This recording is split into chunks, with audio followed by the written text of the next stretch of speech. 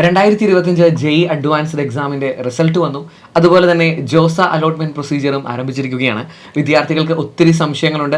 വിദ്യാർത്ഥികളുടെ സംശയങ്ങൾക്കെല്ലാം ഏറ്റവും കൃത്യമായ മറുപടികൾ നൽകുന്നതിനായി കേരളത്തിലെ പ്രശസ്ത കരിയർ ഗൈഡൻസ് എക്സ്പേർട്ടുമാരായ ജോബി സെബാസ്റ്റ്യൻ സാറും ശിവൻ സാറും നമ്മോടൊപ്പം ജോയിൻ ചെയ്യുന്നു. ഏവർക്കും സ്നേഹപൂർവ്വം സ്വാഗതം.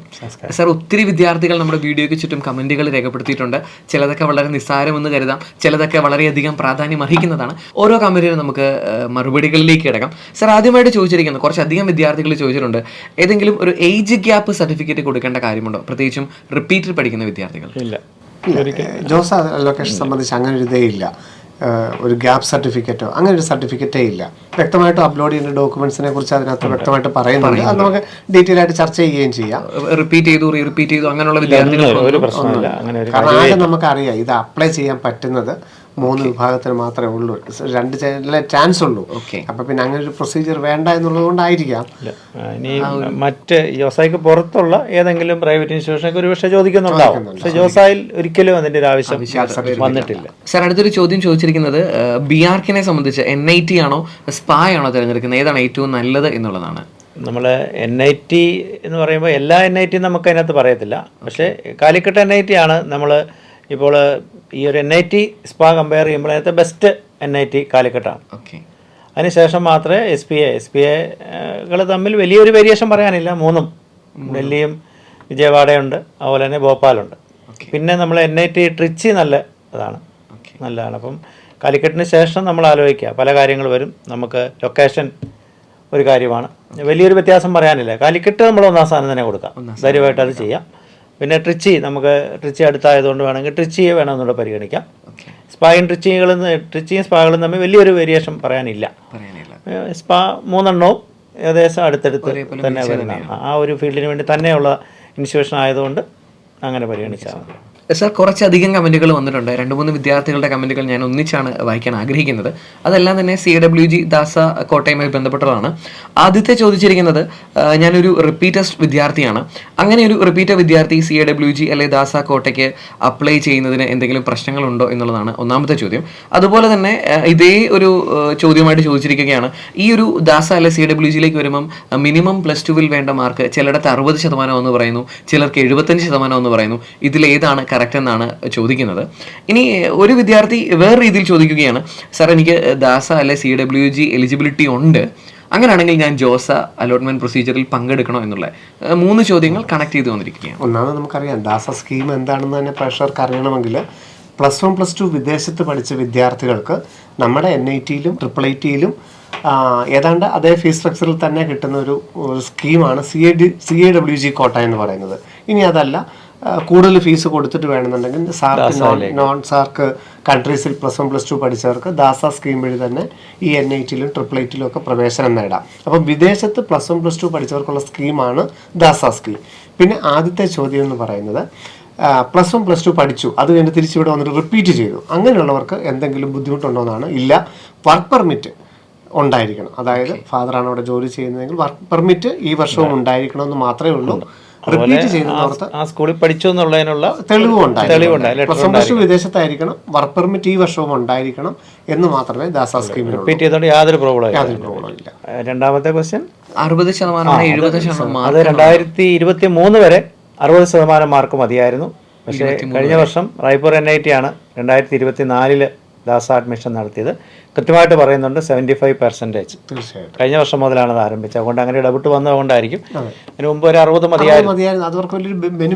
അത് തീർച്ചയായിട്ടും ഇനിയും 75 തന്നെ ആയിരിക്കും. അത് കോവിഡിന്റെ ഒക്കെ ഒരു ഇതായിട്ട് അത് 60 ആക്കിയെന്ന് മാത്രമേ ഉള്ളൂ. 75% +2 മാർക്ക് ഉണ്ടായിരിക്കണം. സാർ, ഇതുപോലെ തന്നെ ഒരു വിദ്യാർത്ഥി ഇതിനോട് കണക്ട് ചെയ്ത് ചോദിച്ചിട്ടുണ്ടെങ്കിൽ വേറെ ചോദ്യമാണ്, ഈ ദാസ അല്ലെ CWGക്ക് അപ്ലൈ ചെയ്യുന്ന ഒരു വിദ്യാർത്ഥിക്ക് മറ്റ് റിസർവേഷൻ ബെനിഫിറ്റ്സ് ഉണ്ട്, അതായത് OBC അല്ലെങ്കിൽ SC/ST ആ ഒരു കാറ്റഗറിയിൽ എക്സ്ട്രാ ബെനിഫിറ്റ് കിട്ടുമോ, റിസർവേഷൻ സീറ്റുകൾ അതിനകത്തുണ്ടോ എന്നാണ് ചോദ്യം. ദാസ സ്കീമിൽ റിസർവേഷൻ സീറ്റുകൾ ഒന്നുമില്ല. ഓൾ ഇന്ത്യ റാങ്ക് അനുസരിച്ചുള്ള പ്രവേശനം മാത്രമേ ഉള്ളൂ. പക്ഷേ 3 ഫീസ് ക്ലസ്റ്ററുകൾ 3ആയിട്ട് വരുമെന്ന് മാത്രമേ ഉള്ളൂ. ഇപ്പം CAWG കോട്ട, സാർക്ക്, നോൺ സാർക്ക്, അങ്ങനെ 3 സെക്ഷൻ വരുമെന്ന് മാത്രമേ. OBCക്ക് അങ്ങനെ സ്പെഷ്യൽ റിസർവേഷൻ അപ്പം ചെയ്യാവുന്ന കാര്യം ദാസയിൽ അപ്ലൈ ചെയ്യുന്ന കുട്ടി ജോസായിലൂടെ തീർച്ചയായിട്ടും മറ്റൊരു ചോദിച്ചിട്ടുണ്ട്, രണ്ടിലും അപ്ലൈ ചെയ്യാമോ എന്ന് ചോദിച്ചു. രണ്ടും ഒരുമിച്ച് കൊണ്ടുപോകാം. പക്ഷേ ലാസ്റ്റ് ടൈമിൽ നമുക്ക് ഒരെണ്ണേ നമുക്ക് ഹോൾഡ് ചെയ്യാൻ പറ്റുള്ളൂ. ഏതാണ്ട് ഒരേ സമയത്ത് തന്നെ ജോസ ആരംഭിക്കുന്നു, ഇന്നിപ്പോൾ ആരംഭിച്ചു, ഏതാണ്ട് 15-ാം തീയതിയോടുകൂടിയൊക്കെ ദാസ സ്കീം ആരംഭിക്കും. 2ലും നമ്മൾ ഓപ്ഷൻ കൊടുക്കുന്നു, 2ൽ സീറ്റ് കിട്ടുന്നു. ഒരു 5ാമത്തെ റൗണ്ടൊക്കെ ആകുമ്പോൾ ഏതായിരിക്കും ബെറ്റർ? മറ്റേതിനകത്ത് 4 റൗണ്ടുകളേ ഉള്ളൂ ദാസ സ്കീം, പക്ഷെ സമയം ഏതാണ്ട് ഇതിനോട് ഒരുപോലെ വരും. ഇതിലൊരു 5ാമത്തെ റൗണ്ട് നടന്നു, മറ്റേതിനകത്ത് 3ാമത്തെ റൗണ്ട് കഴിഞ്ഞു. ഏതായിരിക്കും നമുക്ക് കിട്ടാനുള്ള ഒരു ബെറ്റർ NIT അല്ലെങ്കിൽ TRIPLE നോക്കുന്നു. അത് നമുക്ക് CSAB ആകുമ്പോഴത്തേനും ഡിസിഷൻ എടുത്താൽ മതി, കാരണം ഹോൾഡ് ചെയ്തുകൊണ്ട് CSAB പങ്കെടുക്കാം. അതുകൊണ്ട് അന്നേരത്തേനും നമുക്ക് ഡിസിഷൻ എടുത്താൽ മതിയാവും. എന്നിട്ട് മറ്റേ നമുക്കൊന്ന് ക്വിറ്റ് ചെയ്യണമെന്ന് മാത്രമേ ഉള്ളൂ, അല്ലെ ആ പൈസ നഷ്ടപ്പെടുകയും ചെയ്യും. അപ്പോൾ ആ ദാസ സ്കീമിനെ കുറിച്ച് +1 +2 വിദേശത്ത് പഠിച്ചവരും OCI card holder, PIO card holders പഠിച്ചാൽ പോലും അവർ എലിജിബിൾ ആണ്. തീർച്ചയായിട്ടും നമുക്ക് ധാരാളം വിദ്യാർത്ഥികൾ ഇപ്പോൾ ഈ OCI card holder, PIO card holders ഉണ്ട്. അവർക്ക് ഈ +1 +2 വിദേശത്ത് പഠിക്കണമെന്നില്ല, ഇന്ത്യയിൽ പഠിച്ചാൽ പോലും ആ അപ്പം ഈ സാർക്ക് നോൺ സാർക്ക് വിഭാഗത്തിലാണ് സീറ്റുകൾ കൂടുതൽ ഒഴിവ് കിടക്കുന്നത്. മറ്റേതിൽ സെയിം ഫീസ് തന്നെയുള്ളൂ, 1.25 lakhs per year തന്നെയുള്ളൂ. ഇതിന്റെ ഏറ്റവും വലിയ അട്രാക്ഷൻ എന്ന് പറയുന്നത് CAWG കോട്ടയാണ്. തീർച്ചയായിട്ടും, കാരണം അതേ ഫീസ് സ്ട്രക്ചറിൽ ജോസ സീറ്റ് ലൊക്കേഷൻ വഴി കിട്ടുന്ന അതേ ഫീസ് സ്ട്രക്ചറിലാണ്. അല്പം കൂടി പെർസെൻറ്റേജ് സ്കോർ കുറഞ്ഞാലും ദാസ സ്കീം വഴി പ്രവേശനം കിട്ടുന്നത്. മറ്റേ വിഭാഗത്തിലാണെങ്കിൽ ഫീസ് കൂടുതൽ വരും, 4 ലക്ഷം അല്ലെ 8 ലക്ഷം ഒക്കെ കൂടുതൽ വരും, പക്ഷെ സീറ്റുകൾ ധാരാളം ഒഴിവായിട്ട് കിടപ്പുണ്ട് എന്നുള്ളത് ശ്രദ്ധിക്കുക.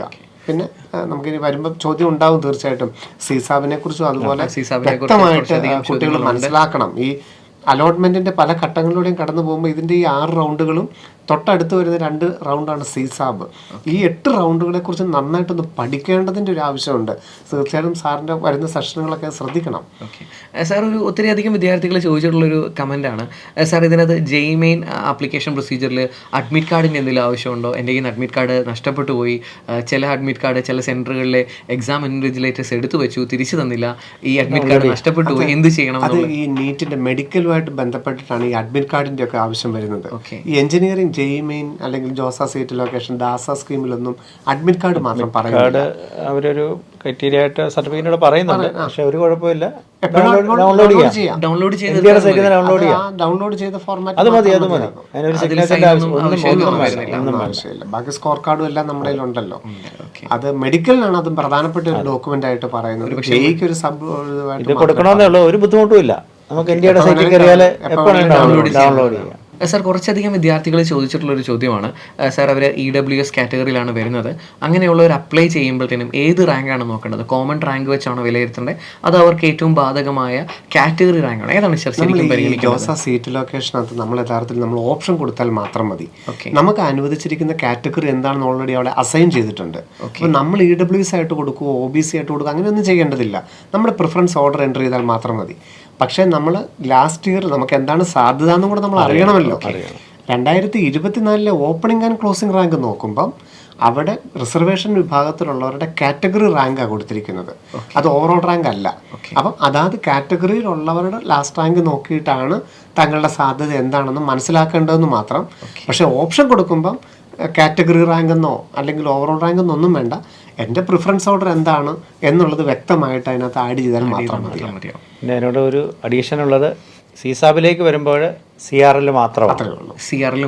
അത്രേ ഉള്ളൂ. അവിടെ കാറ്റഗറി റാങ്ക് അല്ല കാണിക്കുന്നത്, ഓവറോൾ റാങ്ക് അനുസരിച്ച്. ഇപ്പം സൂചിപ്പിച്ച എല്ലാ തരത്തിലുള്ള റിസർവേഷനും ഉണ്ട്. പക്ഷേ CRL ആണ് യൂസ് ചെയ്യുന്നത്. ഓപ്പണിംഗ് ക്ലോസിംഗ് റാങ്ക് അത് ശ്രദ്ധിക്കണം. പക്ഷേ CSABിന് നോക്കുമ്പം ഇത് തമ്മിൽ കൺഫ്യൂഷൻ ഉണ്ടാവില്ല. ഒരു പക്ഷേ ഡൗട്ട് വരാവുന്ന CSABിന്റെ റാങ്ക് വെച്ചുള്ളതൊക്കെ വരുമ്പോഴാണ് ഇങ്ങനെ ഡൗട്ട് കയറി വരാവുന്നത്. ജോസാൽ കൃത്യമായിട്ട് ബിസിനസ് റൂളിൽ പറയുന്നത് CSABിലാണ് ഈ ഒരു വേരിയേഷൻ. അതുകൊണ്ടാണ് നമ്മുടെ കുട്ടികൾക്ക് ഈ അലോട്ട്മെന്റിനോട് എങ്ങനെ സമീപിക്കണം എന്നുള്ള ഒരു വലിയൊരു കൺഫ്യൂഷൻ ഉണ്ട്. നല്ല റാങ്ക് ഉണ്ട്, പക്ഷേ ആ കൊടുക്കുന്ന ആ ഒരു രീതി വളരെ കൃത്യമായിരിക്കണം. CSABിനകത്തൊക്കെ അലോട്ട്മെന്റ് നോക്കിയിട്ട് എന്തുമാത്രം സീറ്റുകളാണ് വരുന്നത്. അപ്പം ആദ്യത്തെ ഒരു 3 റൗണ്ടിൽ ജോസായി നല്ലൊരു സീറ്റ് കിട്ടിയില്ല, ഉടനെ ക്വിറ്റ് ചെയ്യും, എനിക്ക് ഇത്തവണ ഇല്ല, അന്ന് വേറെ എവിടെയെങ്കിലും പോയി നോർമലായിട്ട് ശരി. അങ്ങനെയല്ല, 6 റൗണ്ടുകൾ ഇത്തവണ നോക്കാം അല്ലേ, 6 റൗണ്ടുകളിൽ നോക്കാം. അത് ഹോൾഡ് ചെയ്തുകൊണ്ട് CSABിന്റെ അലോട്ട്മെന്റ് നോക്കാം. എല്ലാ സാധ്യതകളും മനസ്സിലാക്കണം. എല്ലാം കഴിഞ്ഞ് കോളേജിൽ ചെന്നാൽ മതി. അതെ. സാർ, അതായത് കുറച്ചധികം ചോദ്യങ്ങൾ വന്നിട്ടുണ്ട്. ഈ ചോദ്യങ്ങളെല്ലാം ചോദിക്കുന്നത് മെയിനായിട്ട് നീറ്റിന് വേണ്ടി പഠിക്കുകയും നീറ്റിന് വേണ്ടി ആഗ്രഹിക്കുകയും ചെയ്യുന്ന വിദ്യാർത്ഥികളാണ്. അവരുടെ എല്ലാം കൺഫ്യൂഷൻ എന്ന് പറഞ്ഞു കഴിഞ്ഞാൽ ഒരുപക്ഷെ നീറ്റിന്റെ ഫൈനൽ കീ വരണം, റിസൾട്ട് വരണം, കേരള റാങ്ക് വരണം, ഇത്രയൊന്നും കാത്തിരിക്കാൻ സമയമില്ല. 96-98% സ്കോറും ഉണ്ട്. അവിടെയാണ്, അതായത് വേണമെങ്കിൽ NIT എനിക്ക് ചൂസ് ചെയ്യാം, എനിക്ക് വേണമെങ്കിൽ ചിലപ്പം MBBS കിട്ടാം, എനിക്കതിൽ ഉറപ്പില്ല. പക്ഷേ 2 കാര്യങ്ങളാണ് അവർക്ക് പ്രധാനമായിട്ട് അറിയേണ്ടത്. സാർ, 1 കാശ് പോകുമോ, 2 ഞാൻ കാശ് പോയാലും കുഴപ്പമില്ല, ഞാൻ ഈ പറഞ്ഞ പോലെ ഹോൾഡ് ചെയ്യാൻ ആഗ്രഹിക്കുകയാണ്. കാരണം അവസാനം കിട്ടിയിട്ട് മാത്രമേ ഞാൻ ഈ പറയുന്ന മെഡിസിൻ കൺഫേം സീറ്റ് ആയി കഴിയുമ്പോൾ മാത്രമേ ഞാൻ മൂവ് ചെയ്യാൻ ആഗ്രഹിക്കുന്നുള്ളൂ. എന്തെങ്കിലും പ്രശ്നങ്ങളുണ്ടോ? എങ്ങനെ വേണം ഒരു മെഡിക്കൽ സ്റ്റുഡൻറ്റിൻ്റെ ആംഗിളിൽ അല്ലെങ്കിൽ അവരുടെ ഒരു പേരൻസിൻ്റെ ആംഗിളിൽ ചിന്തിക്കുമ്പോൾ എന്തായിരിക്കും ഒരു കറക്റ്റ് സൊല്യൂഷൻ? നമുക്ക് പൈസ പോകാതിരിക്കാനാണ് ജോസ ശ്രമിക്കുന്നത്. എങ്കിലും അവരുടെ പ്രോസസ്സിംഗ് ഫീ അവർക്ക് എടുക്കണം. പ്രോസസ്സിംഗ് ഫീ എന്ന് പറയുന്നത് 5000 രൂപയാണ്. ഓക്കെ. നമ്മൾ വിഡ്രോ ചെയ്താൽ മാത്രം വിഡ്രോവൽ ഫീയും കൂടെ ചേർത്തൊരു 7000 രൂപ പോകും. അല്ലാതെ നമ്മൾ ജോസയുടെ ഫസ്റ്റ് റൗണ്ടിൽ തന്നെ അഡ്മിഷൻ കിട്ടുമെന്ന് വിചാരിക്കുക, അലോട്ട്മെൻറ്റ് കിട്ടി, നമ്മളത് 6th റൗണ്ട് വരെ പോകുന്നു, നമ്മുടെ സീറ്റ് ഹോൾഡ് ചെയ്യുന്നു. അപ്പോഴും നീറ്റിൻ്റെ കാര്യത്തിൽ ഒരു ഡിസിഷൻ തീരുമാനമായില്ല. വീണ്ടും സീസാബ് വരുന്നു. സീസാബിൻ്റെ ഫസ്റ്റ്, അപ്പോൾ നമ്മൾ പാർഷ്യൽ അഡ്മിഷൻ ഫീ കൂടെ അടയ്ക്കുകയാണെങ്കിൽ സീസാബിൻ്റെ ഫസ്റ്റ് റൗണ്ട് നമുക്ക് പങ്കെടുക്കാം. ഹോൾഡ് ചെയ്തുകൊണ്ട് നമ്മൾ മുന്നോട്ട് പോകുന്നത്. അപ്പോൾ വരികയാണെങ്കിൽ നമുക്കത് സറണ്ടർ ചെയ്യാനും കിറ്റ് ചെയ്യാനും ഒക്കെയുള്ള ഓപ്ഷൻസ് ഉണ്ട്. വീണ്ടും സീസാബിൻ്റെ സെക്കൻഡ് വരുന്നു. ആ സമയത്ത് അപ്പോൾ നമുക്ക് ഫസ്റ്റ് കഴിയുമ്പോൾ തീരുമാനിക്കാം, അത്രയും സമയമുണ്ട്. ഓഗസ്റ്റ് 2-ാം തീയതി 3-ാം തീയതി വരെ നമുക്ക് ഉണ്ട്. സീസാബിൻ്റെ സെക്കൻഡ് വരുമ്പോഴാണ് നമുക്ക് സെക്കൻഡ് നമ്മൾ അലോട്ടഡ് ആയാൽ നമ്മൾ ഹോൾഡ് ചെയ്തത് പോകും. ഇനി സെക്കൻഡ് കഴിഞ്ഞിട്ട് നമ്മൾ വിഡ്രോ ചെയ്താൽ സ്വാഭാവികമായിട്ട് നമുക്ക് അടച്ച പൈസ നഷ്ടപ്പെടും. അതുവരെ നമ്മൾ എപ്പോൾ കിറ്റ് ചെയ്താലും വിഡ്രോവൽ ആണെങ്കിൽ 7000 പോകും. ഇനി അല്ല നമ്മൾ എക്സിറ്റ് ചെയ്യുകയാണെങ്കിൽ നമുക്ക് കിട്ടുന്നില്ല, കിട്ടിയിട്ട് ഇപ്പം 3-ാമത്തെ റൗണ്ട് വരെ കിട്ടിയിട്ടില്ല. എക്സിറ്റ് ആണെങ്കിൽ പ്രോസസ്സിംഗ് ഫീ മാത്രമേ നമുക്ക് നഷ്ടപ്പെടുള്ളൂ. 5000. അതിനുവേണ്ടിയാണ് നമ്മുടെ ഡോക്യുമെൻസിൻ്റെ കൂടെ നമ്മുടെ അക്കൗണ്ട് നമ്പർ കിട്ടാൻ വേണ്ടിയാണ് പാസ്ബുക്കിന്റെ കോപ്പിയോ ചെക്കോ ഒക്കെ ചോദിക്കുന്നത്. ശരിക്കും പറഞ്ഞാൽ ഈ ഒരു കാറ്റഗറി വിദ്യാർത്ഥികൾ സംശയമുണ്ടെങ്കിൽ ഉറപ്പായിട്ടും ജോസയ്ക്ക് അപ്ലൈ ചെയ്യുന്നതായിരിക്കും തീർച്ചയായിട്ടും കൊടുക്കണം. അത്യാവശ്യം ഒരു തിരക്കേടില്ലാത്തൊരു ടയർ 2 NIT-യിലെങ്കിലും, പ്രത്യേകിച്ച് നമ്മുടെ നോർത്ത് ഈസ്റ്റ് ഒന്നും പോകാതെ അതിന് പുറകേക്കുള്ള ടയർ 2 NIT-യിലെങ്കിലും ഒരു നല്ലൊരു കോർ ബ്രാഞ്ച് ഏതും മെക്കാനിക്കലോ കെമിക്കലോ അങ്ങനെ ഒരു ബ്രാഞ്ചെങ്കിലും കിട്ടാൻ സാധ്യത ഉണ്ടെങ്കിൽ തീർച്ചയായിട്ടും കൊടുക്കുന്നതാണ്. നമുക്ക് നീറ്റിന്റെ ഒരു ഇതും ആയിട്ടില്ല, ഇനിയും ഇതൊക്കെ എത്ര വേണമെങ്കിലും നമുക്ക് താമസിച്ചു പോകാം. അതുകൊണ്ട് 95 ഒക്കെ ഒരു പെർസെൻറ്റേജിന് മുകളിലുള്ള ഒരാൾ തീർച്ചയായിട്ടും പോസിറ്റീവായിട്ട് തന്നെ പോകാവുന്ന NIT IIIT സെലക്ട് ചെയ്യുന്നത് നല്ലത് തന്നെയാണ്. ഒരിക്കലും കാശ് നഷ്ടം വരില്ല. ഇത് നല്ല ക്രോസായിട്ട് വാച്ച് ചെയ്ത് കഴിഞ്ഞാൽ ഒരിക്കലും നഷ്ടം വരില്ല. നീറ്റിൻ്റെ ഓൾ ഇന്ത്യ റാങ്ക് വന്നു, ഓൾ ഇന്ത്യയുടെ ഫസ്റ്റ് അലോട്ട്മെൻറ്റ് ഒരു ജൂലൈ 25 എന്താണെങ്കിലും വരും. അപ്പോൾ ഈ വർഷത്തെ കൃത്യമായിട്ടൊരു സാധ്യത അറിയാം. എനിക്ക് ഇന്ത്യയിൽ എവിടെയെങ്കിലും ഒരു ഗവൺമെൻറ് MBBS സീറ്റ് കിട്ടുമോ, കേരളത്തിൽ സാധ്യതയുണ്ടോ എന്ന് നോക്കിയിട്ട് കിറ്റ് ചെയ്യുമോ, ഇനി കിട്ടാത്ത സാഹചര്യമാണെങ്കിൽ കണ്ടിന്യൂ ചെയ്യാം. ഒരു 510, 500, 480, 490 ഒക്കെ മാർക്കുള്ളവർക്ക് തീർച്ചയായിട്ടും ഇതിനകത്തൊരു 96-97% മാർക്ക് കിട്ടും, കാണും. അവർ തീർച്ചയായിട്ടും ഇതിനെ പോസിറ്റീവായിട്ട് എടുക്കണം. അല്ലാതെ ഒരു 20,000-30,000 രൂപയുടെ ക്യാഷ് ഓർത്തുകൊണ്ട് ഒരിക്കലും അത് ചെയ്യാതിരിക്കരുത്. ഭയങ്കര അബദ്ധമാകും. എല്ലാവരും സാർ, ഞാനൊരു സംശയം ഒന്നും കൂടെ കണക്ട് ചെയ്ത് ചോദിക്കാൻ ആഗ്രഹിക്കുകയാണ്. ഏകദേശം എങ്ങനെയായിരിക്കും സാർ പ്രതീക്ഷിക്കുന്ന ഒരു മെഡിക്കലിൻ്റെ ടൈം ലൈൻ? അതായത് റിസൾട്ട് വരുന്നു, അതായത് കേരള റാങ്ക് വരുന്നു, ഓൾ ഇന്ത്യ അലോട്ട്മെന്റ് തുടങ്ങുന്നു, എങ്ങനെയായിരിക്കും ഒരു ഏകദേശം ഒരു ധാരണ? ഷെഡ്യൂൾ അനുസരിച്ച് ജൂൺ 14-ാം തീയതി നീറ്റ് ഓൾ ഇന്ത്യ റാങ്ക് വരുന്നു. ഒരു ജൂലൈ 5-ാം തീയതി കേരള മെഡിക്കൽ റാങ്ക് വരുന്നു. ജൂലൈ 10 മുതൽ ഒരു 20-ആം തീയതി വരെയൊക്കെ ആയിരിക്കും ഓൾ ഇന്ത്യ അലോട്ട്മെന്റിന്റെ ഷെഡ്യൂള്. അത് കഴിഞ്ഞാൽ ഉടനെ ഒരു ജൂലൈ 25 ഒക്കെ ആകുമ്പോൾ കേരള അലോട്ട്മെന്റ് വരും. അപ്പോൾ ഒരു ഓഗസ്റ്റ് 5-ാം തീയതിക്കുള്ളിൽ രണ്ടിൻ്റെയും ഫസ്റ്റ് അലോട്ട്മെന്റ്, അതായത് സീസാബുവിന്റെ ഫസ്റ്റ് റൗണ്ട് കിടക്കുന്ന അതേ സമയത്ത് ഓൾ ഇന്ത്യയും കേരളയുടെയും ഫസ്റ്റ് റൗണ്ട് വരും. അപ്പോൾ നമുക്ക് കൃത്യമായിട്ട് നമുക്ക് ധാരണകൾ അറിയാനായിട്ട് സാധിക്കും. ഇതിനോട് ഒരു കാര്യം കൂടെ ചോദിക്കാൻ ആഗ്രഹിക്കണം. അതായത് ഇപ്പം നീറ്റിന് പഠിക്കുന്ന ഒരു വിദ്യാർത്ഥിയുണ്ട്, അതായത് എനിക്ക് ഉറപ്പായിട്ടും എനിക്ക് അപ്ലൈ ചെയ്തില്ലെങ്കിലും കുഴപ്പമില്ല, എനിക്ക് കിട്ടാം എന്ന് കരുതുന്ന ഒരു മാർക്ക് കാണും. പ്ലസ് 530, 550 അല്ല 570 ഒക്കെ മാർക്ക് കിട്ടുന്ന 530-ന് മുകളിലുള്ളവർക്ക് അപ്ലൈ ചെയ്തില്ലെങ്കിലും കുഴപ്പമില്ല. അവർക്ക് മെഡിക്കലാണ് വേണ്ടതെങ്കിൽ വേണമെങ്കിൽ വെയിറ്റ് ചെയ്യും. കാരണം സീസാബിലും നല്ല ശതമാനം സീറ്റുകൾ വേക്കൻസി വരും. ഇപ്പൊ പൈസ അത്ര ബുദ്ധിമുട്ടുണ്ട്, ഒരു 30,000 രൂപ പെട്ടെന്നൊന്നും അങ്ങനെ ട്രാൻസാക്ഷൻ ചെയ്യാനില്ല എന്നുണ്ടെങ്കിൽ വെയിറ്റ് ചെയ്യുക. കാരണം ജൂലൈ 28-ാം തീയതി ഏതാണ്ട് ജോസ സീറ്റ് ലൊക്കേഷൻ തീർന്നതിന് ശേഷം എല്ലായിടത്തെയും വേക്കൻസി ലിസ്റ്റ് പബ്ലിഷ് ചെയ്യും. അപ്പം നമുക്ക് നോക്കിയിട്ട് അപ്പോഴത്തേക്ക് ഇവിടെ ഓൾ ഇന്ത്യ റാങ്ക് എല്ലാം വന്ന് അലോട്ട്മെന്റ് ആയി. ഇൻ കേസ് ഇനി അതിനേക്കാളും ബെറ്റർ ആയിട്ട് വേണമെന്നുണ്ടെങ്കിൽ സീസാബ് വഴി വേണം വീണ്ടും കയറുകയും ചെയ്യാം. അപ്പോൾ ഞാൻ ഒരു ചോദ്യം കൂടെ ചോദിക്കാൻ ആഗ്രഹിക്കുക. അതായത് ഇതുവരെ ഒരു അലോട്ട്മെന്റിൽ ഞാൻ കൊടുത്തിട്ടില്ല, ജെയ്മേൻ ഉണ്ട്, അത്യാവശ്യം സ്കോർ എന്തെങ്കിലും. ആദ്യമായിട്ട് സീസാബിൽ എനിക്ക് അപ്ലൈ ചെയ്യുന്നതിന് എന്തെങ്കിലും പ്രശ്നങ്ങളുണ്ടോ? ഒരു പ്രശ്നമില്ല. ഒരു പ്രശ്നങ്ങളില്ല. അന്ന് എന്തായിരിക്കും പ്രൊസീജിയർ? സീസാബും ജോസായും നമുക്ക് രണ്ടായിട്ട് എൻ്റെ ഒരു ബന്ധമില്ലെന്ന് തന്നെ പറയാം. ആ പടം നമുക്ക് ചെയ്യാവുന്നത് ജോസായിലെ സീറ്റ് ഹോൾഡ് ചെയ്തുകൊണ്ട് വേണമെങ്കിൽ പങ്കെടുക്കാം, സീസാബിൽ പങ്കെടുക്കാം. അല്ലാതെ നമുക്ക് ഫ്രഷ് ആയിട്ടുള്ളത് എക്സിറ്റ് ചെയ്തവർ അല്ലെങ്കിൽ വിഡ്രോ ചെയ്തവർ, ഇനി ഏതെങ്കിലും നമുക്ക് സർട്ടിഫിക്കറ്റ് പ്രൊഡ്യൂസ് ചെയ്യാൻ സാധിക്കാത്തതിൻ്റെ പേര് അഡ്മിഷൻ നമുക്ക് ലഭിക്കാതെ പോയവർ, എല്ലാവർക്കും ഇതുവരെ അപ്ലൈ ചെയ്യാത്തവർ, അങ്ങനെയുള്ള എല്ലാവർക്കും അതാണ് ഇപ്പോൾ നമ്മൾ മെഡിക്കലിൻ്റെ പറഞ്ഞുകൊണ്ട് തന്നെ പറയുകയാണ്, ഈ മെഡിക്കലിൻ്റെ അലോട്ട്മെന്റ് സിസ്റ്റം കുട്ടികൾക്ക് ഭയങ്കര ടെൻഷനാണ് എപ്പോഴും, ഭയങ്കര കോംപ്ലിക്കേറ്റഡ് ആണ്. കാരണം ഓൾ ഇന്ത്യയുടെ സെക്കൻഡിൽ കൊടുത്താൽ ഇപ്പുറത്ത് സ്റ്റേറ്റിൽ കൊടുക്കാൻ മേല, സ്റ്റേറ്റിൽ കൊടുത്താൽ അങ്ങോട്ട് കൊടുക്കാൻ മേല, ഇങ്ങനെ ഭയങ്കര ഇതുണ്ട്. പക്ഷേ ജോസ സീറ്റ് ലൊക്കേഷൻ അല്ലെങ്കിൽ സീസാബ് എന്ത് സ്മൂത്തായിട്ടാണ് നടക്കുന്നത്. ആകെ നമുക്കുള്ളത് ഒരു പ്രാവശ്യം ഓപ്ഷൻ കൊടുക്കാൻ പറ്റുള്ളൂ ഈ ജോസായ്ക്കകത്ത്. സീസാബിൽ വരെ കൊടുക്കാം. ജോസായ്ക്കകത്ത് നമ്മൾ കൃത്യമായിട്ട് നമ്മൾ ഈ ഓപ്പണിംഗ് ക്ലാസ് ക്ലോസിംഗ് റാങ്ക് ഒക്കെ നോക്കി നമ്മുടെ ടോപ്പ് തൊട്ടൊരു ഏറ്റവും ലോവസ്റ്റ് വരെയുള്ള ഒരു ഓപ്ഷൻ കൊടുക്കുകയാണെങ്കിൽ വെറുതെ നമ്മൾ സൈറ്റ് നോക്കിക്കൊണ്ടിരിക്കുകയും ഓൺലൈനായിട്ട് നമ്മൾ ഈ പ്രോസസ്സ് നോക്കിക്കൊണ്ടിരുന്നു കഴിഞ്ഞാൽ ഏറ്റവും സ്മൂത്തായിട്ടാണ് ജോസ സീറ്റ് ലൊക്കേഷനും സീസാബും നടക്കുന്നത്. ഒരു തരത്തിലും ടെൻഷൻ അടിക്കണ്ട. നമ്മൾ അപ്ലോഡ് ചെയ്യുന്നൊരു സർട്ടിഫിക്കറ്റ് പോരെങ്കിൽ കൃത്യമായിട്ട് നമുക്ക് കുറവ് വരും. നിങ്ങൾ ഇന്നത് ചെയ്തിരിക്കുന്നത് തെറ്റാണ്, നിങ്ങൾ നാളേക്കുള്ളിൽ ഇത് ചെയ്യൂ, അതിന് സമയം തരും. അതിനൊക്കെ ഇഷ്ടം പോലെ അതിനൊരു ഫോട്ടോ കോപ്പി ചെയ്താൽ പോലും അവരതിനെല്ലാം സാവകാശം തരും. കൃത്യമായിട്ട് നമ്മളെ കാര്യങ്ങൾ അറിയിക്കുകയും ഫീസ് അടയ്ക്കുന്ന കാര്യങ്ങളൊക്കെ നമുക്ക് തരും അല്ലെ. ഏറ്റവും സ്മൂത്തായിട്ടാണ് ജോസ സീറ്റ് ലൊക്കേഷൻ നടക്കുന്നത്. സാർ, ചില വിദ്യാർത്ഥികൾ പറഞ്ഞു കേട്ടുള്ളൊരു കമൻറ്റ്, അതായത് അവർ ഈ പറഞ്ഞൊരു ഒ ബി സി റിസർവേഷൻ വെച്ചാണ് അപ്ലൈ ചെയ്തത്. സർട്ടിഫിക്കറ്റ് വെരിഫിക്കേഷൻ വന്നപ്പോഴത്തേനും അത് റിജക്റ്റ് ആയിപ്പോയി. അപ്പോൾ അവർക്ക് കിട്ടിയ അലോട്ട്മെൻറ്റ് നഷ്ടപ്പെട്ടു. അങ്ങനെ ഒരു സാഹചര്യം ഉണ്ടാകാറുണ്ടോ? അങ്ങനെയുള്ള സാഹചര്യം എന്താണ് അതിനുള്ളൊരു കറക്റ്റ് സൊല്യൂഷൻ? അങ്ങനെ സാഹചര്യം ഉണ്ടാകാറുണ്ട്. കാരണം OBC NCL എന്ന് കൊടുത്തിട്ട് സർട്ടിഫിക്കറ്റ് ചിലപ്പം കിട്ടാതെ വരാറുണ്ട്. അപ്പോഴിപ്പോൾ നമുക്ക് ഫസ്റ്റ് റൗണ്ടിലാണ് ഇത് സംഭവിച്ചത്. അപ്പം നമ്മൾ സർട്ടിഫിക്കറ്റ് അപ്ലോഡ് ചെയ്തപ്പോൾ OBC NCL നമുക്ക് കൊടുക്കാൻ പറ്റിയില്ല. നമുക്ക് ജനറൽ കാറ്റഗറിയിലാണ്, നമ്മുടെ അലോട്ടഡ് കാറ്റഗറി ജനറൽ ആണെങ്കിൽ ഒരു പ്രശ്നമില്ല, നമുക്ക് ആ സീറ്റ് നമുക്ക് കൺഫേം ആണ്. സർട്ടിഫിക്കറ്റ് ഇല്ലാത്തതിൻ്റെ പേര് നമുക്ക് സീറ്റ് നഷ്ടപ്പെടുന്നില്ല. അതേസമയം നമ്മുടെ അലോട്ടഡ് കാറ്റഗറി OBC NCL നമുക്ക് ജനറൽ തരാൻ പറ്റിയില്ല ആ സീറ്റ്. അപ്പോൾ OBC NCL തരുമല്ലോ സ്വാഭാവികമായിട്ടും. അങ്ങനെ OBC NCL നമുക്ക് ആ സീറ്റ് കിട്ടിയതാണെങ്കിൽ ആ സീറ്റ് നഷ്ടപ്പെടും ആ റൗണ്ടിൽ. അടുത്ത റൗണ്ടിൽ, രണ്ടാമത്തെ റൗണ്ടിൽ വീണ്ടും ആ കുട്ടിയെ ജനറലായിട്ട് പരിഗണിച്ചുകൊണ്ട് അലോട്ട്മെൻറ്റ് പരിഗണിക്കും. അപ്പോൾ ചിലപ്പോൾ ഈ ഒരു സീറ്റ് ആയിരിക്കില്ല, അതിലും താഴെയുള്ളതാകാം, കാരണം ജനറലിലേക്ക് മാറി. അപ്പോൾ അത്രയേ ഉള്ളൂ. അടുത്ത റൗണ്ടിൽ ജനറലായിട്ട് അവിടെ ഏറ്റവും ശ്രദ്ധിക്കേണ്ട രണ്ട് കാര്യങ്ങൾ. ഒന്ന് വ്യക്തമായിട്ട് പറയുന്നുണ്ട്, നിങ്ങൾ തന്നെ കഴിഞ്ഞ ദിവസത്തെ വീഡിയോയിൽ പറയുകയും ചെയ്തു. OBC NCL എന്ന് പറയുന്നത് അക്ഷയ എന്നുള്ള ഓൺലൈൻ ഫോം ആകാം, യാതൊരു കുഴപ്പവുമില്ല. പക്ഷേ April 1 ശേഷമുള്ളതായിരിക്കണം. 2025 April 1 ശേഷമുള്ള സെൻട്രൽ പർപ്പസ് തഹസീൽദാരുടെ നോൺ ക്രിമിലിയർ ആയിരിക്കും നമ്മളിൽ ഉണ്ടാവേണ്ടത്. EWS കാറ്റഗറിക്ക് ഒരു കുഴപ്പമുണ്ട്. EWS 2 വിഭാഗമുണ്ട്, സ്റ്റേറ്റിനും ഉണ്ട് സെൻട്രലിനും ഉണ്ട്. ചിലരെങ്കിലും ഇത് തെറ്റിദ്ധരിച്ച് വില്ലേജ് ഓഫീസറുടെ EWS ആയിരിക്കും എടുത്തു വെച്ചിരിക്കുന്നത്. അത് പക്ഷേ ഇവിടെ പറ്റില്ല. തഹസീൽദാരുടെ EWS സർട്ടിഫിക്കറ്റ് വേണം, April 1 തന്നെ ഉള്ളത് വേണം താനും. അപ്പം ഇങ്ങനെ ഒരു അബദ്ധം ചിലപ്പോൾ ഉണ്ടായേക്കാം. അത് ഇപ്പം തന്നെ ഇന്ന് തുടങ്ങുന്നതേ ഉള്ളൂ, നമുക്ക് സമയമുണ്ട്. അപ്പോൾ അത് കൃത്യമായിട്ട് ആ സർട്ടിഫിക്കറ്റ് ഒക്കെ മേടിച്ച് കയ്യിൽ വെക്കുക. OBC NCL സെൻട്രൽ പർപ്പസ് ഇത്തവണ ഒരു റിലാക്സേഷൻ പറഞ്ഞിട്ടുണ്ട്. ഈ പറയുന്ന April 1 എന്നുള്ളതിന് പകരം അവർ പറഞ്ഞിരിക്കുന്നത് IIT-കളെ സംബന്ധിച്ച് ജൂലൈ 23 വരെ, 25 ജൂലൈ 23 വരെ വാലിഡിറ്റി ഉള്ള കാറ്റഗറി സർട്ടിഫിക്കറ്റ് വേണമെങ്കിൽ പ്രൊഡ്യൂസ് ചെയ്യാവുന്നു.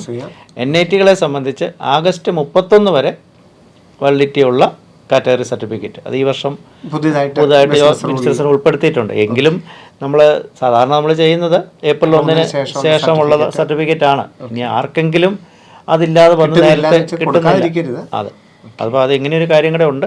അപ്പോൾ ഈ ഡേറ്റുകളൊന്നും ഓർക്കുക. അതുപോലെ തന്നെ ഇപ്പോൾ സാർ പറഞ്ഞപ്പോൾ മറ്റൊരു കാര്യം, ഇപ്പം നമുക്ക് 6 അലോട്ട്മെൻ്റ് ആണുള്ളത്. ആദ്യത്തെ 3 അലോട്ട്മെൻറ്റുകളിൽ നമുക്ക് ജനറലായിട്ട് കിട്ടി.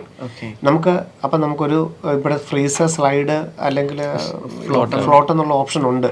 അവിടെ നമുക്ക് കിട്ടി. നമുക്ക് അടുത്തതിൽ നമുക്കിനി OBC ആയിട്ട് കുറേ ബെറ്റർ ഓപ്ഷൻ കിട്ടുകയും നമ്മുടെ OBC ഇല്ല എങ്കിൽ അവിടെ ഫ്രീസ് ചെയ്തോണം.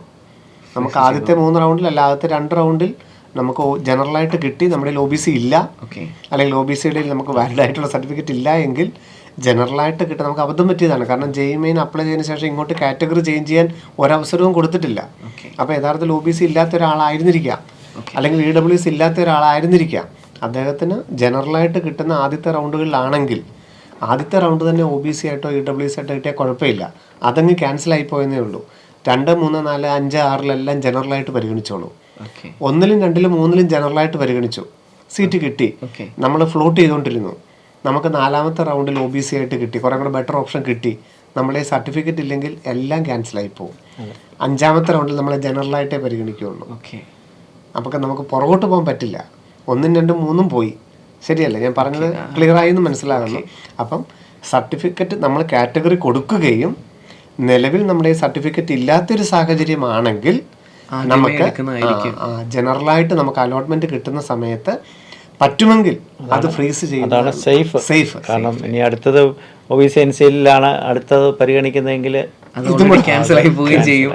പിന്നെ അടുത്തതിൽ ജനറലായിട്ട് കിട്ടും. അത് ശരിക്കും പറഞ്ഞാൽ ഒരു അലോട്ട്മെന്റ് നഷ്ടമായി പോയി, ഒരു അലോട്ട്മെന്റിനുള്ള ഓപ്ഷൻ നഷ്ടപ്പെട്ടു എന്നാണ് പറയാം. പിന്നെ നമുക്ക് ഇതൊക്കെ പറഞ്ഞാൽ പോലും ഇതൊക്കെ സീസാബിൽ ഈ NITയും IIITയും ധാരാളം സീറ്റുകൾ വേക്കൻസി വരും. ഇപ്പൊ ഇൻ കേസ് ഇനി ക്യാൻസൽ ആയി പോയി എന്ന് വിചാരിച്ച് ഒരു അപകടമൊന്നുമില്ല, 10,000 മുകളിൽ സീറ്റുകൾ ഉണ്ടാവും. അതാ പറഞ്ഞേ. അതുകൊണ്ട് ഇൻ കേസ് ഇനി സർട്ടിഫിക്കറ്റ് കൊടുക്കാൻ പറ്റില്ല, ക്യാൻസൽ ആയി പോയി പേടിക്കേണ്ട കാര്യമില്ല. സീസാബിൽ അത്രത്തോളം വേക്കൻസി സീറ്റുകൾ ഉണ്ടാവും.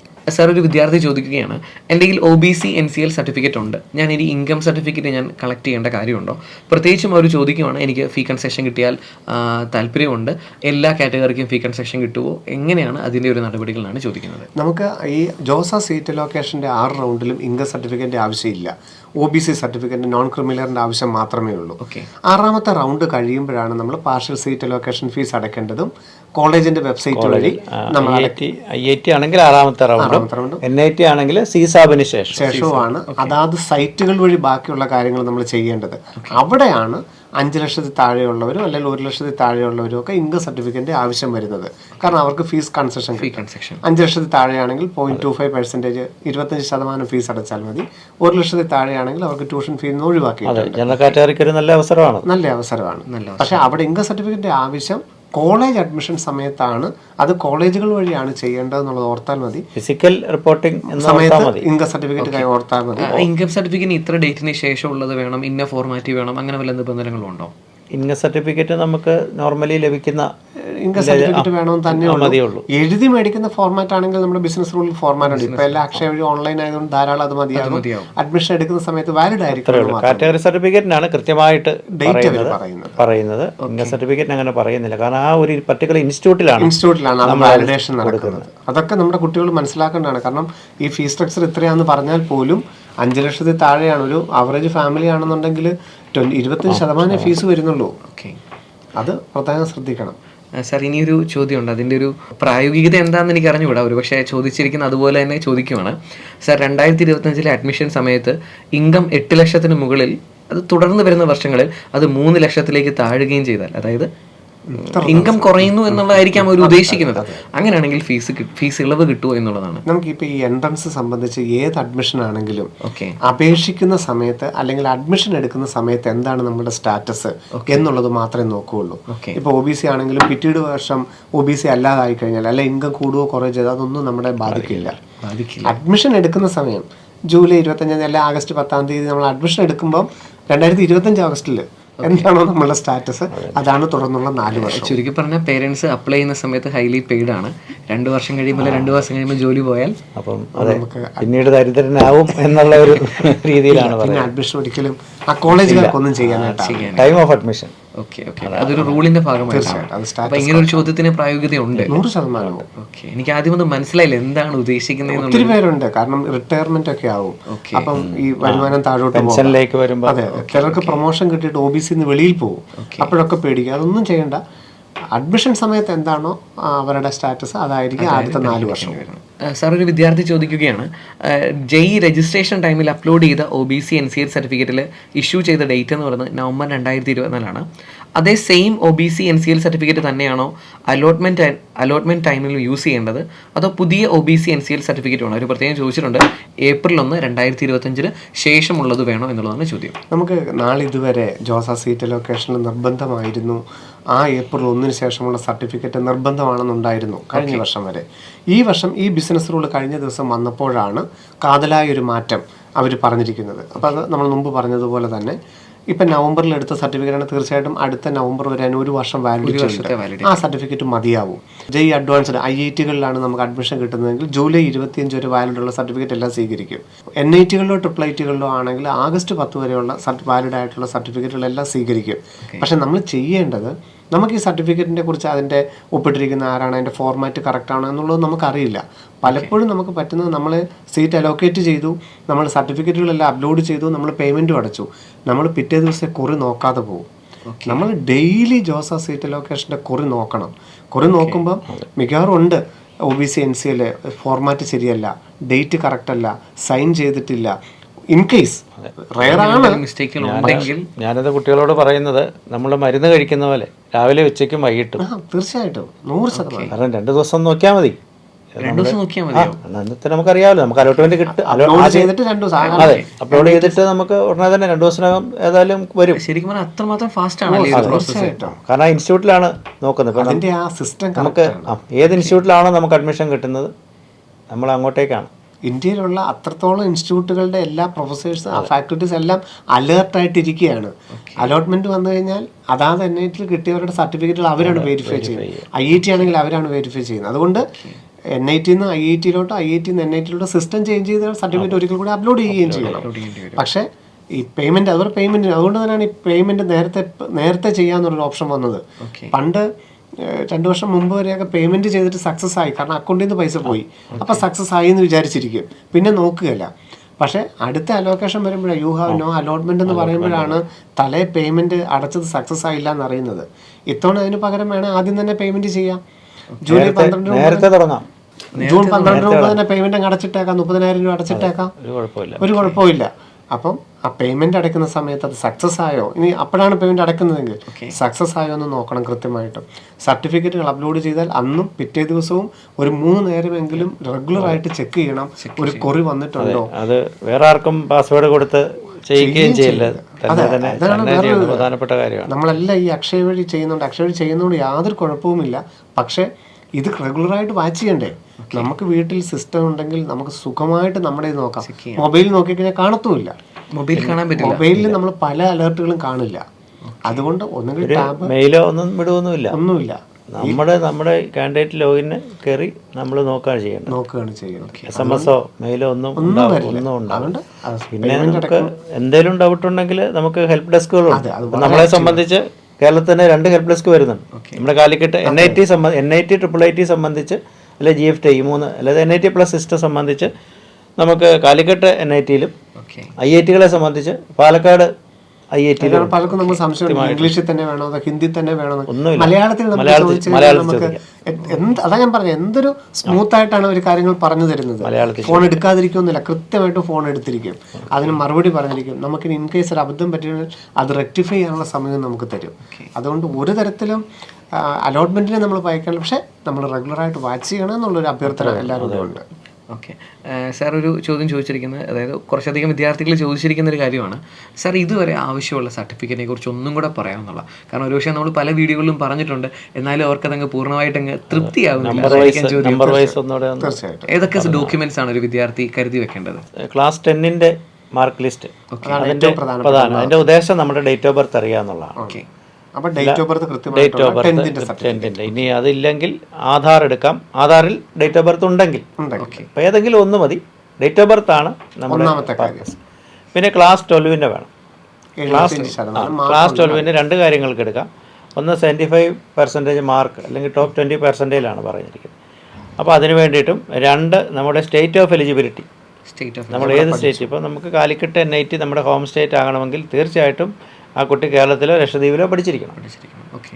അപ്പം എവിടെ പഠിച്ചു എന്നുള്ളത് തെളിയിക്കാൻ വേണ്ടി സ്കൂൾ, ഇപ്പോൾ ഡിജിലോക്കറിൽ നിന്ന് സ്റ്റേറ്റിൻ്റെ എടുക്കാം, CBSEയുടെ പാസ് സർട്ടിഫിക്കറ്റോ എന്താണെങ്കിലും നമ്മളെവിടെ പഠിച്ചു എന്നുള്ള അത് തെളിയിക്കണം. അതുകൊണ്ട് എവിടെയാണ്, ഏത് സ്റ്റേറ്റിലാണെന്നുള്ളത്. അപ്പോൾ അത് 2ാമത് വരും. പിന്നെ JEE അഡ്മിറ്റ് കാർഡ് നമ്മൾ നേരത്തെ പറഞ്ഞായിരുന്നു. JEE അഡ്മിറ്റ് കാർഡ് ഉണ്ടാകണം, അതില്ലെങ്കിൽ ഡൗൺലോഡ് ചെയ്യാം. പിന്നെ പ്രധാനമായിട്ട് വേണ്ടത് ഓരോ കാറ്റഗറിക്ക് നമ്മൾ നേരത്തെ സൂചിപ്പിച്ച OBC NCL EWS ആണ് അവിടെ കാറ്റഗറി സർട്ടിഫിക്കറ്റ് വേണ്ടി വരുന്ന ആളുകൾ. അപ്പോൾ അവർ ഈ സാമ്പത്തിക വർഷത്തെ തീരാത്ത കാറ്റഗറി സർട്ടിഫിക്കറ്റ് തീർച്ചയായിട്ടും ഉണ്ടായിരിക്കണം. പിന്നെ മെഡിക്കൽ സർട്ടിഫിക്കറ്റ് എന്ന് പറയുമ്പോൾ അതിൻ്റെ ഫോമാറ്റ് കൃത്യമായിട്ട് ജോസ ബിസിനസ് റൂളിൽ കിടപ്പുണ്ട്. അതേ ഫോമാറ്റിൽ തന്നെ. പക്ഷെ അവിടെ നമുക്കൊരു ബുദ്ധിമുട്ടുമില്ല. അതൊരു മെഡിക്കൽ സർട്ടിഫിക്കറ്റ് എന്ന് പറയുമ്പോൾ നമ്മളത് പെട്ടെന്ന് കേൾക്കുമ്പം നമ്മുടെ ഫിറ്റ്നസ് ഒക്കെ നോക്കിയിട്ടാണ് തരുന്നത്. അങ്ങനെയൊന്നുമില്ല, അങ്ങനെ ഒന്നുമില്ല. അത് എവിടെയെങ്കിലും, അത് ഇന്ത്യയിലോ ചിലർക്ക് സംശയമുണ്ട് വിദേശത്തുള്ള ഡോക്ടർ മതിയോ, ഒരു കുഴപ്പമില്ല. നമ്പർ ഉണ്ടായിരിക്കണം. നമുക്കറിയാലോ, രജിസ്റ്റേർഡ് എന്നുള്ളൊരു വാക്കാണ്. രജിസ്റ്റേർഡ് മെഡിക്കൽ പ്രാക്ടീഷണർ, അതേ ഉള്ളൂ. അത് ഇന്ത്യയിലോ വിദേശത്തോ ഉള്ള ആരുടെ ആകാം. അതിനങ്ങനെ പ്രത്യേകമായിട്ട് പറയുന്നൊന്നുമില്ല. ഇന്ത്യയിൽ നിന്ന് വേണമെന്നൊന്നും പറയുന്നില്ല. അതെ, പറയുന്നുള്ളൂ. ഒരു ബുദ്ധിമുട്ടില്ലാത്തതാണ്. അങ്ങനെ ഒരു വാക്ക് കേട്ട് പേടിക്കണം. മെഡിക്കൽ റെക്കോർഡെന്ന്, നമ്മൾ ഈ വിദേശത്തൊക്കെ പോകുന്നവർക്ക് മെഡിക്കൽ ടെസ്റ്റുകളൊക്കെ ചെയ്തിട്ടാണ്. അങ്ങനെ ഒന്നുമില്ല.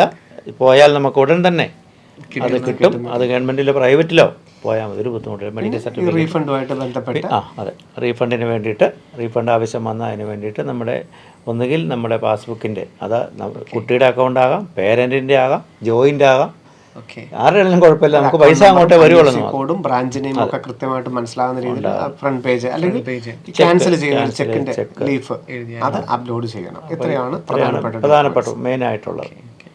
സാർ, ഇനി കുറച്ച് 2 ചോദ്യങ്ങളോട് ചോദിക്കാൻ ആഗ്രഹിക്കും. അതായത് ഇപ്പം കരുതുന്ന കുറച്ച് വിദ്യാർത്ഥികളുണ്ട്, അതായത് എഞ്ചിനീയറിംഗ് തന്നെ മെയിനായിട്ട് തിരഞ്ഞെടുക്കാൻ ആഗ്രഹിക്കുന്ന വിദ്യാർത്ഥികളാണ്. പക്ഷേ അവർ ഈ പറയുന്ന പോലെ ജെയ്മെയിൻ അത്ര നല്ല ഒരു റാങ്ക് കിട്ടിയിട്ടില്ല. ഒരു പക്ഷേ എവിടെയെങ്കിലും കുറച്ചധികം മാറി ഇച്ചിരി അധികം കുറഞ്ഞ NITകളിൽ ഏതെങ്കിലും കിട്ടാം. അതേസമയം അവർക്ക് കുറച്ചും കൂടെ നല്ല കേരള എഞ്ചിനീയറിംഗ് കിട്ടാൻ സാധ്യതയുണ്ട്. പക്ഷേ അവിടെ പെർസെൻറ്റേജ് സ്കോറൊന്നും റാങ്ക് വന്നിട്ടില്ല. ഒരു പക്ഷേ അവർക്ക് ഈ പറയുന്ന NIT അല്ലെങ്കിൽ ഈ പറയുന്ന CETയിലോ MAയിലോ TKMലോ അല്ലെങ്കിൽ ഏതെങ്കിലും ഒരു ഗവൺമെൻറ് എഞ്ചിനീയറിംഗ് കോളേജിലോ ബിടെക് കിട്ടാനുള്ള ചാൻസും ഉണ്ട്. അങ്ങനെയുള്ള വിദ്യാർത്ഥികൾ എന്താണ് ശ്രദ്ധിക്കേണ്ടത്? അവരുടെ കയ്യിൽ നിന്ന് കാശ് പോകുമോ? എന്താണ് സാഹചര്യം? നമ്മളൊരു ടയർ 3 NITയിലേക്ക് നമ്മൾ പോകാതിരിക്കുന്നതാണ് നല്ലത്. ഓക്കെ. ടയർ 3 എന്ന് പറയുമ്പോൾ ഒന്ന് നോർത്ത് ഈസ്റ്റ് വരും, പിന്നെ പുതുതായിട്ട് തുടങ്ങിയത് ഇപ്പോൾ പോണ്ടിച്ചേരി, നമുക്കിപ്പം സൗത്തിലേക്ക് വന്നാൽ പോണ്ടിച്ചേരിയാണെന്ന് പറയാവുന്ന, പിന്നെ ഗോവ അതിന് മുകളിലാണ്. ഇതൊക്കെ നമുക്ക് പറയാവുന്നത്. പിന്നെ നോർത്ത് ഈസ്റ്റിലേക്ക് ഉള്ള NITs. അങ്ങനെ ഒരു സിറ്റുവേഷൻ വന്ന് നമുക്ക് പല കാര്യങ്ങളും ഇവിടെ വരുന്നുണ്ട്. ഒരു കാര്യം, അവിടുത്തെ ഹോം സ്റ്റേറ്റ് കുട്ടികളുടെ റാങ്ക് വളരെ കുറവാണ്. പിന്നെ നമ്മുടെ ഫുഡ് കൾച്ചർ, ലൊക്കേഷൻ, എല്ലാ തരത്തിലും അത് നമുക്ക് ബുദ്ധിമുട്ടുണ്ടാകാൻ സാധ്യതയുണ്ട്. അങ്ങനെ വരുമ്പോൾ നമ്മൾ തീർച്ചയായിട്ടും പ്രിഫറൻസ് നമുക്ക് നമ്മുടെ കേരളത്തിലെ തന്നെ നല്ല എഞ്ചിനീയറിംഗ് കോളേജ് ഉണ്ട്, നമുക്ക് പഠിക്കാം. അപ്പം നമ്മൾ ചെല്ലുന്ന അന്ന് മുതൽ നമുക്ക് നോർമലായിട്ട് തന്നെ അവിടെ എല്ലാ കാര്യങ്ങളും നടക്കുന്നുണ്ട്. അപ്പം നമ്മുടെ CETയോ GECയോ TKMോ ഒരുപാട് കോളേജസ് ഉണ്ടല്ലോ. അപ്പോൾ അങ്ങനെയുള്ള കോളേജുകളിൽ ഇപ്പോൾ പെർസെൻറ്റേജ് വന്ന സ്ഥിതിക്ക് അത്യാവശ്യം ആ കുട്ടിക്ക് +2 മാർക്കും, നമുക്കറിയാം പെർസെൻറ്റേജിന് കറസ്പോണ്ടിങ് ആയിട്ട് പൊതുവേ +2 മാർക്ക് കാണുന്നുണ്ട്. അങ്ങനെ വരുമ്പോൾ അവൻ്റെ റാങ്ക് ഏകദേശം അവന് ഒരു പ്രഡിക്ഷൻ നടത്താവുന്നതേ ഉള്ളൂ. അപ്പോൾ അത് വെച്ചുകൊണ്ട് അവന് പറയാൻ പറ്റും, എനിക്ക് ഏകദേശം ഈ കോളേജിൽ ഈ ബ്രാഞ്ച് അല്ലെങ്കിൽ ആ ബ്രാഞ്ച്, ഇപ്പോൾ CS അല്ലെങ്കിൽ ECE, ഒരു ബ്രാഞ്ചൊക്കെ അങ്ങോട്ടും ഇങ്ങോട്ടൊക്കെ മാറാനുള്ള സാധ്യതയുള്ളൂ. അപ്പോൾ അത് കിട്ടും എന്നുണ്ടെങ്കിൽ, അങ്ങനെ ഒരു ഉറപ്പൊക്കെ ഉണ്ടെങ്കിൽ നമുക്ക് ജോസായിൽ പങ്കെടുത്തില്ലെങ്കിലും കുഴപ്പമില്ല. ഇനി അതല്ല, +2 മാർക്ക് തീരെ കുറഞ്ഞു പോയി, റാങ്കിൽ ഉദ്ദേശിച്ച ഒരു രീതിയിലേക്ക് വരികയില്ല എന്നുണ്ടെങ്കിൽ മതി. എങ്കിലും ഈ നോർത്ത് ഈസ്റ്റിലേക്ക് പോകുന്നത് അത്ര,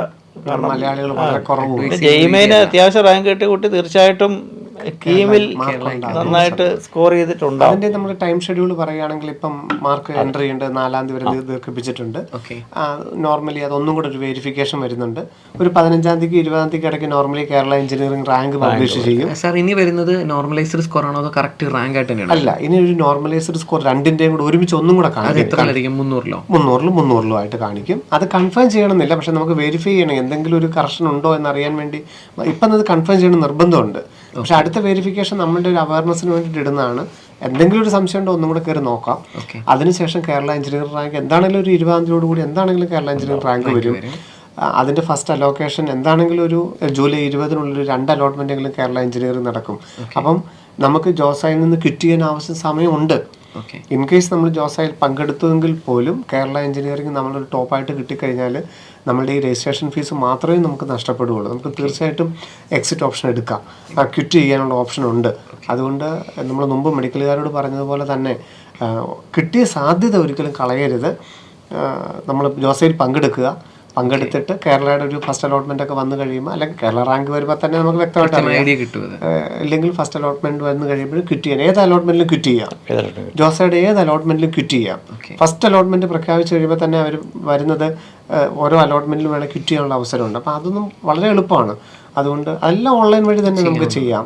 ഇമെയിൽ പോലും അയക്കണ്ട, എല്ലാം വിഡ്രോവൽ സർട്ടിഫിക്കറ്റ് ഉണ്ട്, അത് നമ്മുടെ ബിസിനസ് റൂളിൽ കിടപ്പുണ്ട്. അത് നമ്മൾ അപ്ലോഡ് ചെയ്ത് കൊടുത്താൽ മാത്രം മതി.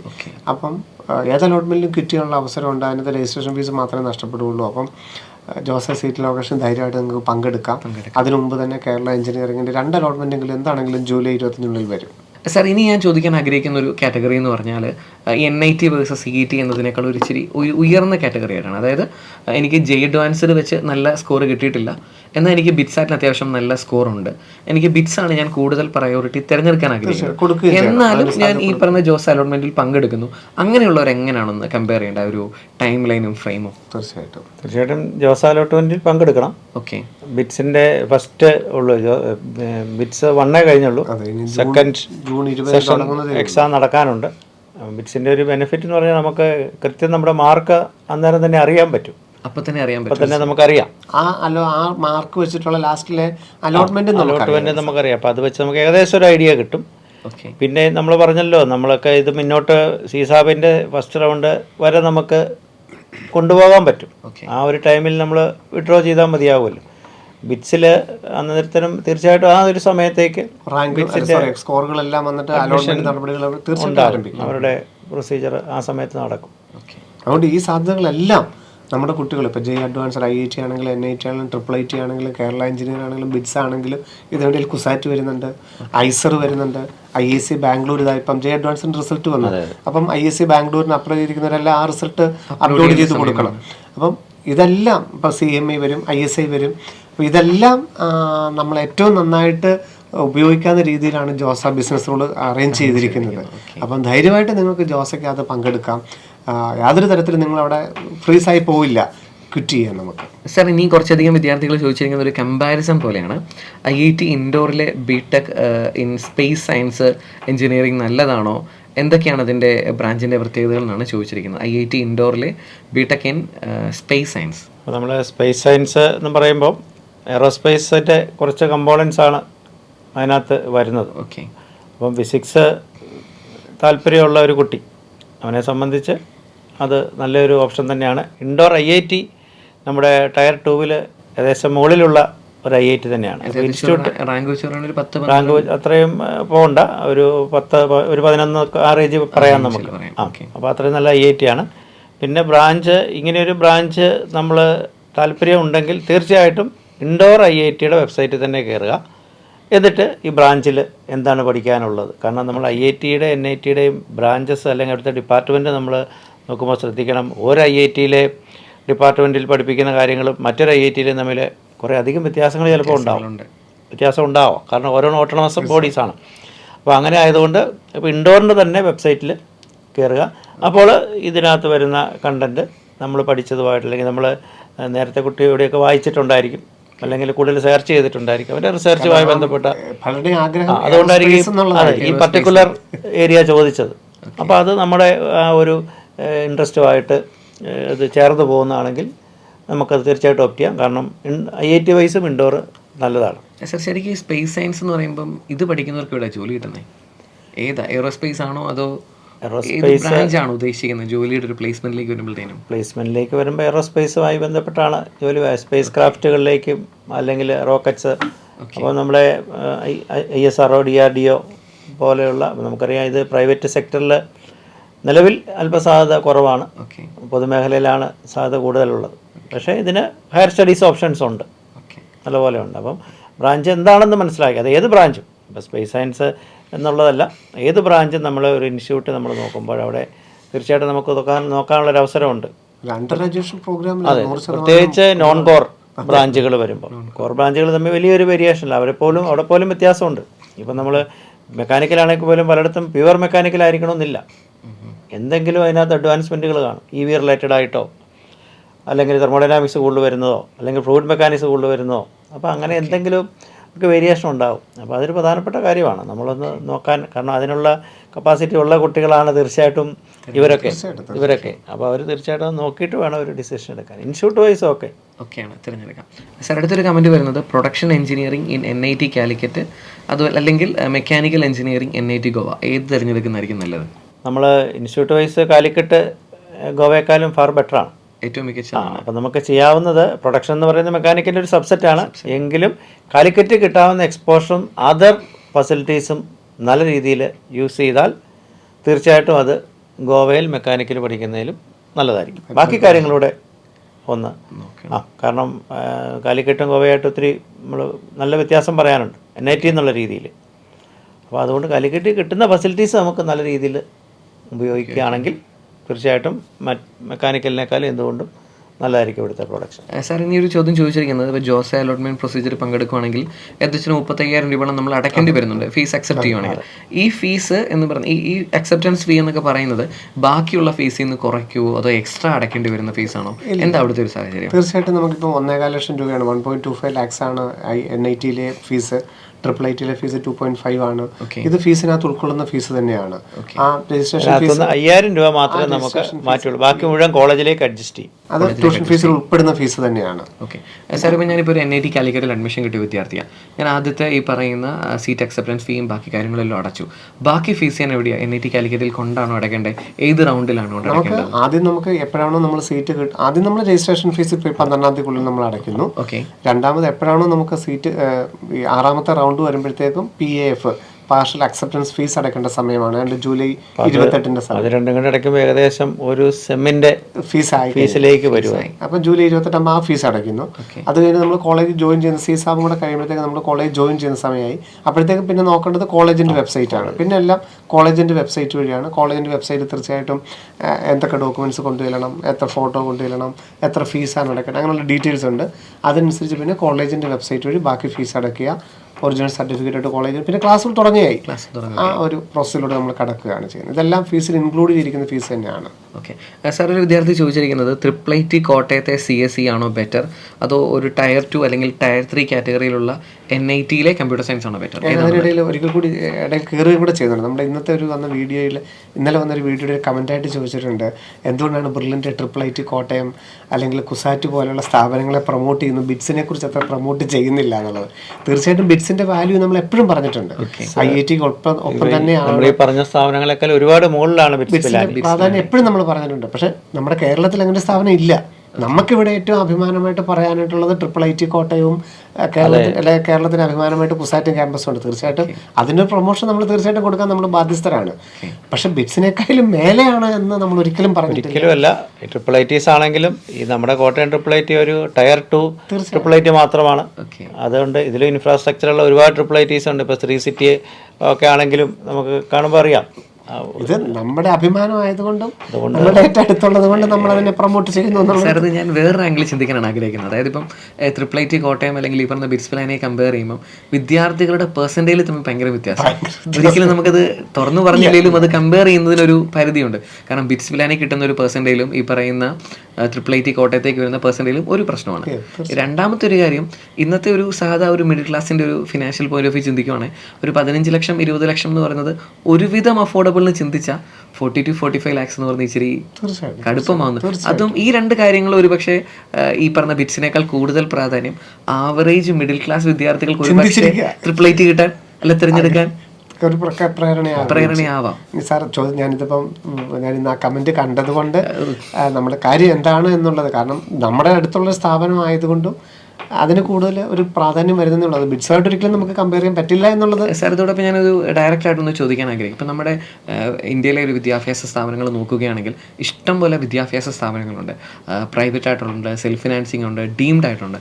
ഇങ്ങനെയുള്ള സ്ഥാപനങ്ങൾ തിരഞ്ഞെടുക്കുന്നതിനേക്കാളും, അതായത് 10,000-10,000-ലധികവും വിദ്യാർത്ഥികൾ പഠിക്കുന്ന സെൽഫ് ഫിനാൻസിങ് ആയിട്ടുള്ള ഡീംഡ് ആയിട്ടുള്ള യൂണിവേഴ്സിറ്റികൾ തിരഞ്ഞെടുത്തതിനേക്കാളും എന്തുകൊണ്ടും നല്ലത് ഇച്ചിരി ഫീസ് കൂടുതലാണെങ്കിലും ഈ പറഞ്ഞ ബിറ്റ്സ് പിലാനിയും IITയും തിരഞ്ഞെടുക്കുന്നത്. തീർച്ചയായിട്ടും സാറിൻ്റെ ഇത് തന്നെ ഈ ഒരു സെഷനിൽ തന്നെ സാർ പറഞ്ഞു, നമ്മുടെ കൂട്ടത്തിലുള്ള ഗ്രൂപ്പ് എത്രത്തോളം ഉണ്ട് എന്നുള്ളത് വളരെ പ്രാധാന്യമാണ്. അണ്ടർ ഗ്രാജുവേഷൻ പഠിക്കുമ്പം സ്ഥാപനത്തിന് പ്രാധാന്യമുണ്ട് ഒക്കെ ഉണ്ടെങ്കിലും നമ്മുടെ കൂട്ടത്തിലിരിക്കുന്ന 40 പേര് ഏത് കാറ്റഗറിക്കാരാണ്, അവരെന്താണ് ചർച്ച ചെയ്യുന്നത്, അവരെന്താണ് ചിന്തിക്കുന്നത്, അവരെന്താണ് മുമ്പോട്ട് പോകുന്നത് എന്നുള്ളത് വലിയ പ്രാധാന്യമുണ്ട്. നമുക്ക് കേരളത്തിൽ തന്നെയുള്ളതാണ് NIT കാലിക്കട്ടും IIT കോട്ടയം.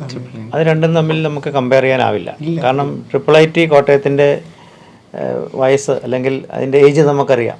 വളരെ റീസെൻ്റ് ആയിട്ട് വന്ന IIT ആണ്. അവിടെയുള്ള ബ്രാഞ്ചുകൾ, അതിൻ്റെ ഏരിയ, അവിടെ കിട്ടുന്ന എക്സ്പോഷർ, അവിടെ വരുന്ന കുട്ടികളുടെ എണ്ണം, ഇതെല്ലാം നമുക്കറിയാം. പക്ഷേ NIT കാലിക്കറ്റിലേക്ക് നമ്മൾ വരുമ്പോൾ അത് നമുക്കറിയാം എന്തുമാത്രം പഴക്കമുള്ള ഇൻസ്റ്റിറ്റ്യൂട്ടാണ്. അതിൻ്റെ ഹിസ്റ്ററി, റെപ്യൂട്ടേഷനും ഒക്കെ നമ്മൾ പരിഗണിക്കുമ്പോൾ അവിടെയുള്ള ആ ഒരു വൈബ്രൻറ്റ് കൾച്ചറുണ്ട്. ഡൈവേഴ്സിറ്റി, ബ്രാഞ്ചുകളുടെ ഡൈവേഴ്സിഫിക്കേഷൻ വരുന്നുണ്ട്. അതുപോലെ തന്നെ ഗ്രൂപ്പുകൾ, കുട്ടികളുടെ എണ്ണം, അവിടെ നടക്കുന്ന പ്രോഗ്രാംസ്, അപ്പോൾ അവിടെ കൂടുതൽ ഒരു എക്സ്പോഷറിനുള്ള സാധ്യത കൂടുതലുണ്ട്. അപ്പോൾ അവിടെയൊക്കെ നമ്മൾ ഇതിന് മുമ്പുള്ള ഇൻ്റർവ്യൂവിലൊക്കെ നമ്മൾ വ്യക്തമായിട്ട് പറഞ്ഞിട്ടുണ്ട്. ഇപ്പോൾ നമ്മൾ NIT കാലിക്കറ്റിൽ ചെല്ലുമ്പം അവിടെയുള്ള ഇൻഫ്രാസ്ട്രക്ചറും അവിടെയുള്ള ഫെസിലിറ്റിയും നമുക്ക് ഉപയോഗിക്കാനും കൂടെ പഠിക്കണം. തീർച്ചയായിട്ടും IIT മദ്രാസിലല്ല. ഇപ്പോൾ ഞാനത് കുറച്ചും കൂടെ നമുക്ക് മെഡിക്കലിൻ്റെ ഒരു വിഭാഗത്തിൽ പറയാം. മെഡിക്കലിലാണ് ഈ കോളേജിൻ്റെ ഒരു പ്രയോറിറ്റി വളരെയായിട്ട് കൂടുതൽ കൊടുത്ത് കണ്ടിരിക്കുന്നത്. എയിംസിൽ പഠിച്ചു കഴിഞ്ഞാൽ അവിടെയുള്ള ഫാക്കൽറ്റീസിനെയും അവിടെയുള്ള ഫെസിലിറ്റിയും ഉപയോഗിക്കാൻ കഴിയാത്ത ഒരാളെ സംബന്ധിച്ചോളം എയിംസ് ഡൽഹിയിൽ പഠിക്കുന്നത് ഒരു നിർവികാരതയോടെ കണ്ടു നിൽക്കാനേ നമുക്ക് പറ്റുള്ളൂ എന്ന് പറഞ്ഞ പോലെയാണ് NIT കാലിക്കറ്റാണ് നമ്മൾ ഓപ്റ്റ് ചെയ്യുന്നതെങ്കിൽ അവിടെയുള്ള എക്സ്പോഷർ എല്ലാം ഉപയോഗിക്കാൻ പഠിക്കുകയും ചെയ്യണം. കാരണം അവിടെ കമ്പ്യൂട്ടർ സയൻസ് പഠിച്ചു എന്നുള്ളതിലല്ല മെച്ചം, അവിടെ ആ പഠിക്കുമ്പം അതിനുള്ള എല്ലാ ഫെസിലിറ്റികളും ഏറ്റവും നന്നായിട്ട് ഉപയോഗിച്ച് ഏറ്റവും നല്ലൊരു പ്രോഡക്റ്റ് ആയിട്ട് വേണം 4 വർഷം കഴിയുമ്പോൾ തിരിച്ചിറങ്ങി വരാൻ. അതുകൊണ്ടാണ് സാറ് പറഞ്ഞത് ആദ്യം നിങ്ങൾ സിലബസ് നോക്കൂ, എത്രത്തോളം നിങ്ങൾക്ക് അതിനകത്ത് ഇൻവോൾവ് ചെയ്യാനായിട്ട് സാധിക്കും. സാർ മുമ്പ് പറഞ്ഞ ചോദ്യത്തിന് നമ്മൾ ഉത്തരം പറഞ്ഞില്ല. അപ്പം അതും വളരെ വളരെ കാര്യമാത്രം പ്രസക്തമാണ്. നമ്മളൊരു സ്ഥാപനത്തിൽ പഠിക്കുമ്പം അത് ഉപയോഗിക്കാനും കൂടെ നമ്മൾ പഠിക്കണം. അണ്ടർ ഗ്രാജുവേഷൻ പഠിക്കുമ്പം അല്ലാതെ ഒരു അഡ്മിഷൻ കിട്ടി എന്നുള്ളത് കൊണ്ടൊരിക്കലും. ഫീസ് വളരെ പ്രധാനപ്പെട്ട ഒരു കാര്യമാണ്. ഇത് ഇങ്ങനെ വരുമ്പോഴാണ് നമ്മൾ CET-ലെ CS ആലോചിക്കുന്നത്. 9,000 രൂപയായി. അപ്പോൾ IIIT-ൽ CS കിട്ടി, CET-ൽ CS കിട്ടി. കുട്ടികൾ ചോദിക്കുന്നൊരു കാര്യമാണ്, അപ്പോൾ ഏതാണ് ഓപ്റ്റ് ചെയ്യേണ്ടത്? അപ്പോൾ അവിടെ ഫീസ് വലിയൊരു ഫാക്ടറാണ് സാർ, നമുക്കത് പറയാതിരിക്കത്തില്ല. ഈ ഇത്രയും വളരെ കുറഞ്ഞൊരു ഫീസ് കിട്ടിയിട്ട്, അതായത് ഫീസ് 9,000 രൂപ ഫീസ് അടച്ചിട്ട് CET-ൽ 6 to 8 അല്ലെങ്കിൽ 8 lakhs-ന്റെ ഒരു പാക്കേജ് കിട്ടുന്നതും ഇത്രയും ഒരു ഭീമമായ ഫീസ് കൊടുത്തിട്ട് ഒരു 10 to 12 lakhs കിട്ടുന്നത് തമ്മിലൊരു കമ്പാരിസണിലേക്ക് നോക്കുമ്പോൾ, കാരണം നമ്മൾ ലോൺ കിട്ടുമെന്നൊക്കെ നമ്മൾ എളുപ്പം ഭംഗിതരാണ് പറയും. പക്ഷെ അതിന്റെ ഒരു ഇൻട്രസ്റ്റ് അടച്ച് തരുമ്പോഴാണ് നമുക്ക് അതിന്റെ ഒരു വിഷമം കഴിയുന്ന ഒരു സാഹചര്യം. തീർച്ചയായിട്ടും. കാരണം അവിടെയൊക്കെ നമ്മൾ ആ ഒരു ബ്രാൻഡിങ്ങിന് കൊടുക്കുന്നതിനേക്കാളും കൂടുതൽ നമ്മളുടെ ലൈഫോ നമ്മളുടെ നിലവിലുള്ള നമ്മുടെ ലൈഫിന്റെ ഒരു സ്റ്റാറ്റസും കൂടെ നോക്കേണ്ട അത്യാവശ്യമാണ്. സാർ, നമ്മുടെ ചോദ്യത്തിലേക്ക് തിരിച്ചു വരികയാണ്. IIIT കോട്ടയത്തെ കമ്പ്യൂട്ടർ സയൻസ് ആണോ ബെറ്റർ, അതൊരു Tier 2 അല്ലെങ്കിൽ Tier 3 കാറ്റഗറിയിലുള്ള ഒരു NIT-ലെ CS ആണോ, ഏതാണ് ബെറ്റർ? നമ്മുടെ IIIT കോട്ടയം Tier 3 ആയിട്ട് നമ്മൾ കമ്പയർ ചെയ്യുമ്പോൾ IIIT കോട്ടയം തന്നെയാണ് ബെറ്റർ. Tier 3 നമുക്കിപ്പോൾ സൗത്തിലെ പോണ്ടിച്ചേരി ഒക്കെ ഉള്ളൂ. അതേസമയം Tier 2-ലേക്ക് നമ്മൾ കിടക്കുമ്പോൾ ചില ചില NITs പ്രത്യേകിച്ച് നമുക്കറിയാം ലൊക്കേഷൻ പ്രധാനപ്പെട്ടൊരു കാര്യമാണ്.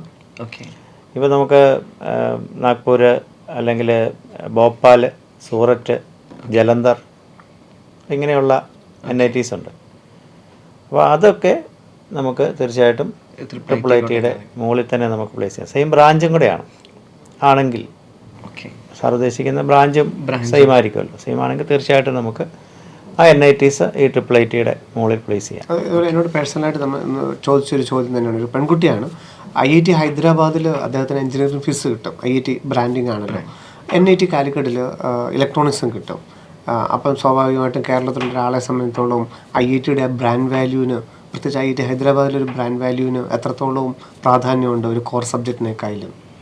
തീർച്ചയായിട്ടും IIT ഹൈദരാബാദ് തന്നെ നമുക്ക് ഓപ്റ്റ് ചെയ്യാം.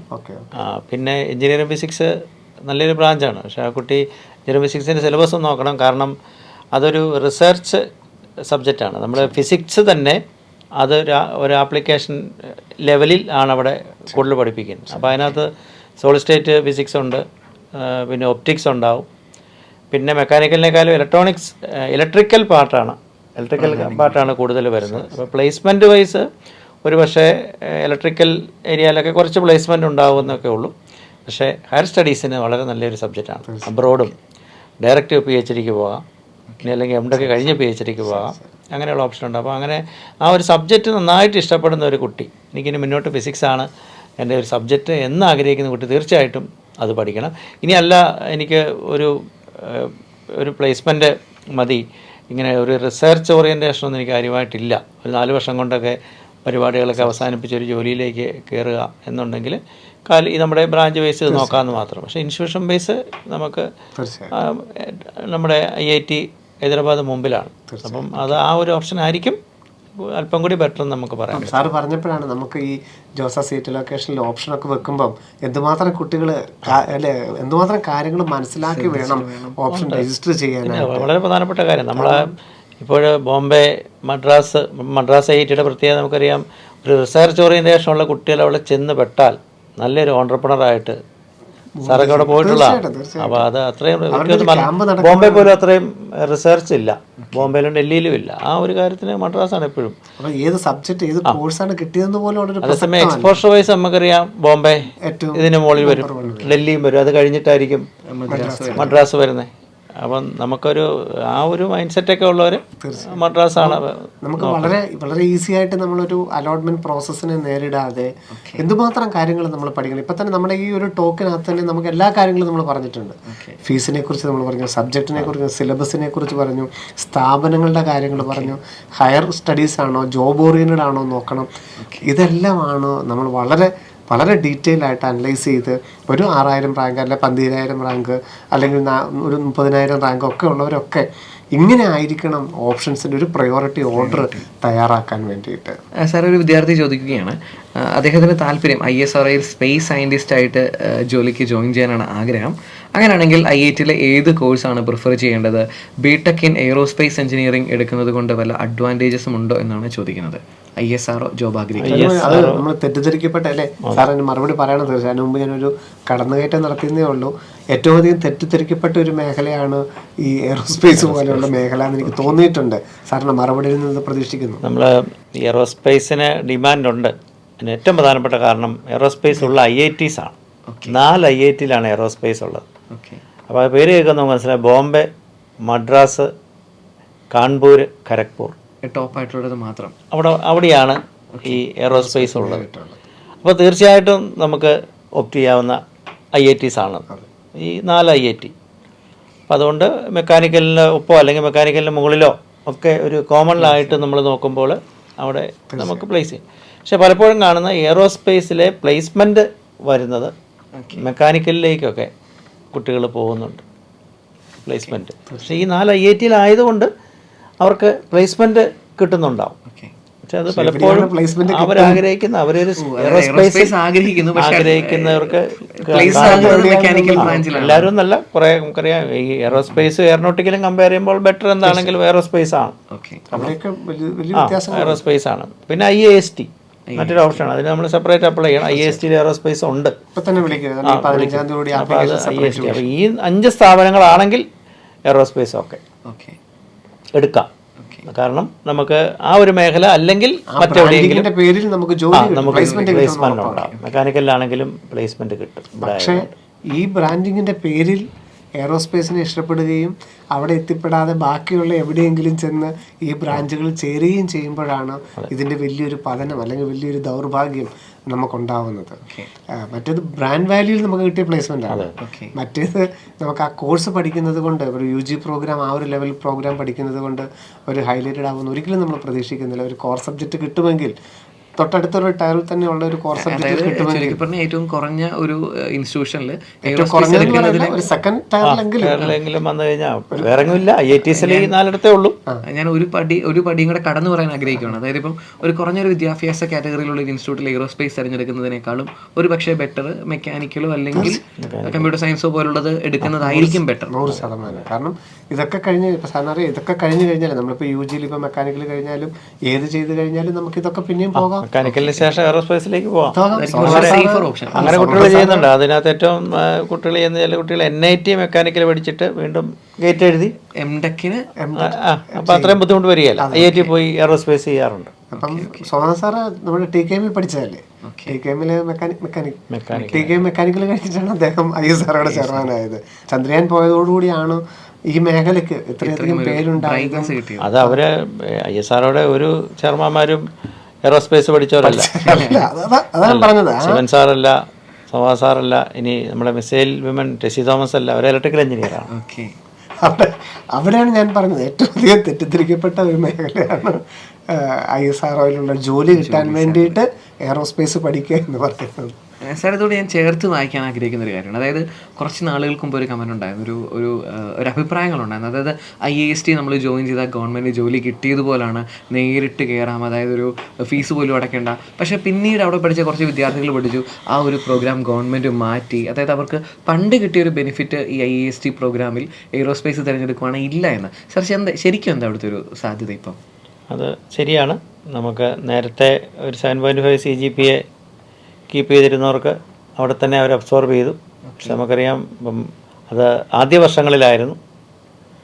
ഫീസ് അടയ്ക്കണമായിരുന്നു. നോർമലി പിന്നെ അവർക്ക് ഒരു ഇൻ്റർവ്യൂ മാത്രമേ ഉണ്ടായിരുന്നുള്ളൂ. അവരെല്ലാവരും അബ്സോർബ് ചെയ്യുമായിരുന്നു. ആദ്യം എല്ലാവരും അബ്സോർബ് ചെയ്തു. പക്ഷേ ഇപ്പോൾ നമുക്കറിയാം അത്രയും ആളുകൾ ആവശ്യം ഉണ്ടാവില്ല. എല്ലാ വർഷവും കുട്ടികൾ ഇറങ്ങുന്നുണ്ട്, ഒരേ പാറ്റേണിലുള്ള ആളുകളാണ്. അപ്പോൾ അത്ര ആവശ്യമില്ലാത്തതുകൊണ്ട് അവർ ഇപ്പോൾ മറ്റ് ഇടങ്ങളിലുള്ള പ്ലേസ്മെൻറ്റ് പ്രോത്സാഹിപ്പിക്കുന്നുണ്ട്. വളരെ കുറച്ച് പേർക്ക് മാത്രമേ അവിടെ ഒരു പ്ലേസ്മെൻറ്റിനുള്ള സാധ്യത ഇപ്പോൾ കാണുന്നുള്ളൂ. അപ്പോൾ അവിടെ പ്ലേസ്മെൻറ്റ് കിട്ടും എന്ന് വിചാരിച്ച് മാത്രം അവിടെ അങ്ങോട്ട് പോകരുത്. അവിടെ നമുക്ക് അഡ്മിഷൻ കിട്ടാൻ ആ കാറ്റഗറി ആണെങ്കിൽ ഇപ്പുറത്ത് നമുക്ക് IIT ടയർ 2-ലൊക്കെ കോർ സബ്ജക്റ്റിൽ അഡ്മിഷൻ കിട്ടുന്നവരുമാണ്. ജോസ സീറ്റ് ലൊക്കേഷൻ വഴി ഒരു നല്ല സീറ്റ് കിട്ടുന്നവരാണ്. അതുപേക്ഷിച്ചാണ് അവർ IST-യിൽ അഡ്മിഷൻ എടുക്കുന്നത്. അത് പലപ്പോഴും ഈ ഒരു തെറ്റിദ്ധാരണ ഉണ്ടാക്കാം. നമുക്കൊരു പ്ലേസ്മെൻ്റ് ആണ് നിങ്ങൾ നോക്കുന്നതെങ്കിൽ, അല്ല ISRO ഒരു ജോലിയാണ് നോക്കുന്നതെങ്കിൽ ആ രീതി അത്രത്തോളം ഇനി, കാരണം ഒരു വർഷം 130 പേരിറങ്ങും. എന്താണെങ്കിലും എല്ലാവരും നല്ലൊരു സ്കോറോടുകൂടി ഇറങ്ങും. ഒരു പക്ഷേ അന്ന് വിദ്യാർത്ഥികൾ തിരഞ്ഞെടുത്തപ്പം ISRO ഒരു അഷ്വേർഡ് ജോബ് ഉണ്ടായിരുന്നു. ഇന്നില്ലാത്തപ്പം ആ ഒരു സ്ഥാപനം തിരഞ്ഞെടുക്കണമെന്നുള്ള ഒരു പക്ഷേ ഒരു വലിയ ചോദ്യമാണ്. തീർച്ചയായിട്ടും അതൊക്കെ ഇതാ പറയുന്നത്, നമ്മുടെ ധാരാളം ഘടകങ്ങളിലൂടെയാണ് നമ്മൾ കടന്നു പോകുന്നത്. നമ്മൾ വളരെ ഈസി ആയിട്ടാണ് നമ്മൾ ഇന്റർവ്യൂ കടന്നു പോകുന്നതെങ്കിലും ഏറ്റവും കാതലായ കുറേയധികം കാര്യങ്ങളാണ് ജോബി സാർ നമുക്ക് പറഞ്ഞു തരുന്നത്. സാർ ഇതോടൊപ്പം ഞാൻ ചേർത്ത് പറയാൻ ആഗ്രഹിക്കുന്ന ഒരു കാര്യമാണ് സാർ, ശരിക്കും ISRO ഒന്ന് സ്റ്റാർട്ട്, അതായത് ISROയുടെ കീഴിൽ ഈ പറഞ്ഞ IAST സ്ഥാപിച്ച് ആ ഒരു പ്രവർത്തനം ആരംഭിച്ച സമയത്ത് ഇങ്ങനെ ഒരു ഓഫർ വെച്ചത് കൊണ്ടല്ലേ ശരിക്കും പറഞ്ഞാൽ ഏറ്റവും നല്ല വിദ്യാർത്ഥികൾ അവിടെ വരികയും അതിൻ്റെ ഒരു ബ്രാൻഡ് വാല്യൂ ഉയരുകയും ചെയ്തത്? ആ രീതിയിലൊന്ന് ചിന്തിച്ചാലോ? അത് ശരിയാണ്. ആദ്യം JEE മെയിൻ സ്കോറിൻ്റെ ബേസിലായിരുന്നു. ഓക്കെ.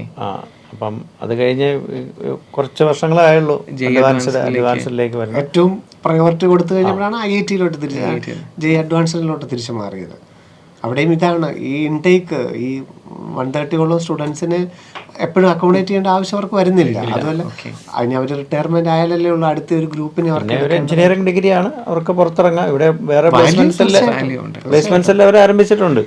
പുറത്തുള്ള അറിയാലോ, അത്രയും ബ്രൈറ്റ് ആയിട്ടുള്ള സ്റ്റുഡൻസും ആണ്. ഏതൊരു സ്ഥാപനത്തിൽ ചെന്ന് കഴിഞ്ഞാലോ, ഏതൊരു ഇന്റർവ്യൂ അറ്റൻഡ് ചെയ്യാലോ, ഏതൊരു ഇന്റർവ്യൂ ബോർഡിന് മുമ്പിലാണെങ്കിലും ഒരു എക്സാമിന് മുമ്പിലാണെങ്കിലും തീർച്ചയായിട്ടും നന്നായിട്ട് പ്ലേസ് ചെയ്യാൻ പറ്റുന്ന സ്റ്റുഡൻസ് തന്നെയാണ്. ആ ബ്രാൻഡ് വാല്യൂ തീർച്ചയായിട്ടും ഉണ്ട്. പക്ഷെ നമ്മൾ പറഞ്ഞു വരുന്നത് കളഞ്ഞിട്ടാണ് വരുന്നത്. ISRO-യിൽ ജോലി കിട്ടും അല്ലെങ്കിൽ എയറോസ്പേസിനോടുള്ള അട്രാക്ഷൻ അങ്ങനെ ആവരുത് ഈ തെരഞ്ഞെടുപ്പ് എന്നുള്ളതാണ് പ്രാധാന്യം. സാർ അത് തന്നെ ഒരു യൂണിവേഴ്സിറ്റി അല്ല, അതോ വേറെ യൂണിവേഴ്സിറ്റിയുടെ അഫിലിയേഷൻ ആയിട്ടാണ് വർക്ക് ചെയ്യുന്നത്? PhD വരെയുള്ള പ്രോഗ്രാംസ് അവർക്കുണ്ട്. സാർ അടുത്തൊരു ചോദ്യം വരുന്നത് IIT ബാംഗ്ലൂർ ആണോ അതോ NIT കാലിക്കറ്റ് ആണോ, ഏതാണ് കമ്പ്യൂട്ടർ സയൻസ് കോഴ്സിന് നല്ലതെന്നാണ് ചോദ്യം. IIT ബാംഗ്ലൂർ നമുക്കറിയാം only for IT CS ബ്രാഞ്ചുകൾക്ക് വേണ്ടി മാത്രമായിട്ടുള്ള ഇൻസ്റ്റിറ്റ്യൂട്ടാണ്. അപ്പോൾ CS അത്ര ഇഷ്ടമാണ്. ഞാനൊരു സോഫ്റ്റ്വെയർ സെക്ടറിൽ ആണ് ജോലി ചെയ്യാൻ ആഗ്രഹിക്കുന്നത് എന്ന് കൃത്യമായിട്ട്, അപ്പോൾ കമ്പ്യൂട്ടർ സയൻസ് എന്ന് ഇങ്ങനെ മനസ്സിൽ കണ്ടു പഠിച്ച കുട്ടികളുണ്ടാവും. ഈ +2 ഒക്കെ പഠിച്ച സമയത്ത് ചിലപ്പോൾ അവരുടെ കോമ്പിനേഷൻ തന്നെ കമ്പ്യൂട്ടർ സയൻസ് ഉണ്ടാവും. ഞാൻ BTech എടുത്താലും കമ്പ്യൂട്ടർ സയൻസിനെ പോവുകയുള്ളൂ. അങ്ങനെയൊക്കെ ആഗ്രഹിക്കുന്ന ഒരു കുട്ടിയെ സംബന്ധിച്ചാണെങ്കിൽ IIT ബാംഗ്ലൂർ ഒക്കെയാണ്. ഇനി അതല്ല കോളേജ് വൈസ് ഇനി CS ബ്രാഞ്ചും കൂടെ ആണെങ്കിൽ നമുക്ക് കാലിക്കട്ട് തന്നെയാണ് നമുക്ക് പ്രിഫർ ചെയ്യാവുന്നത്. കാരണം മറ്റ് രീതിയിലുള്ള ഡെവലപ്മെൻറ്റ്സിന് സാധ്യതകളുണ്ട്.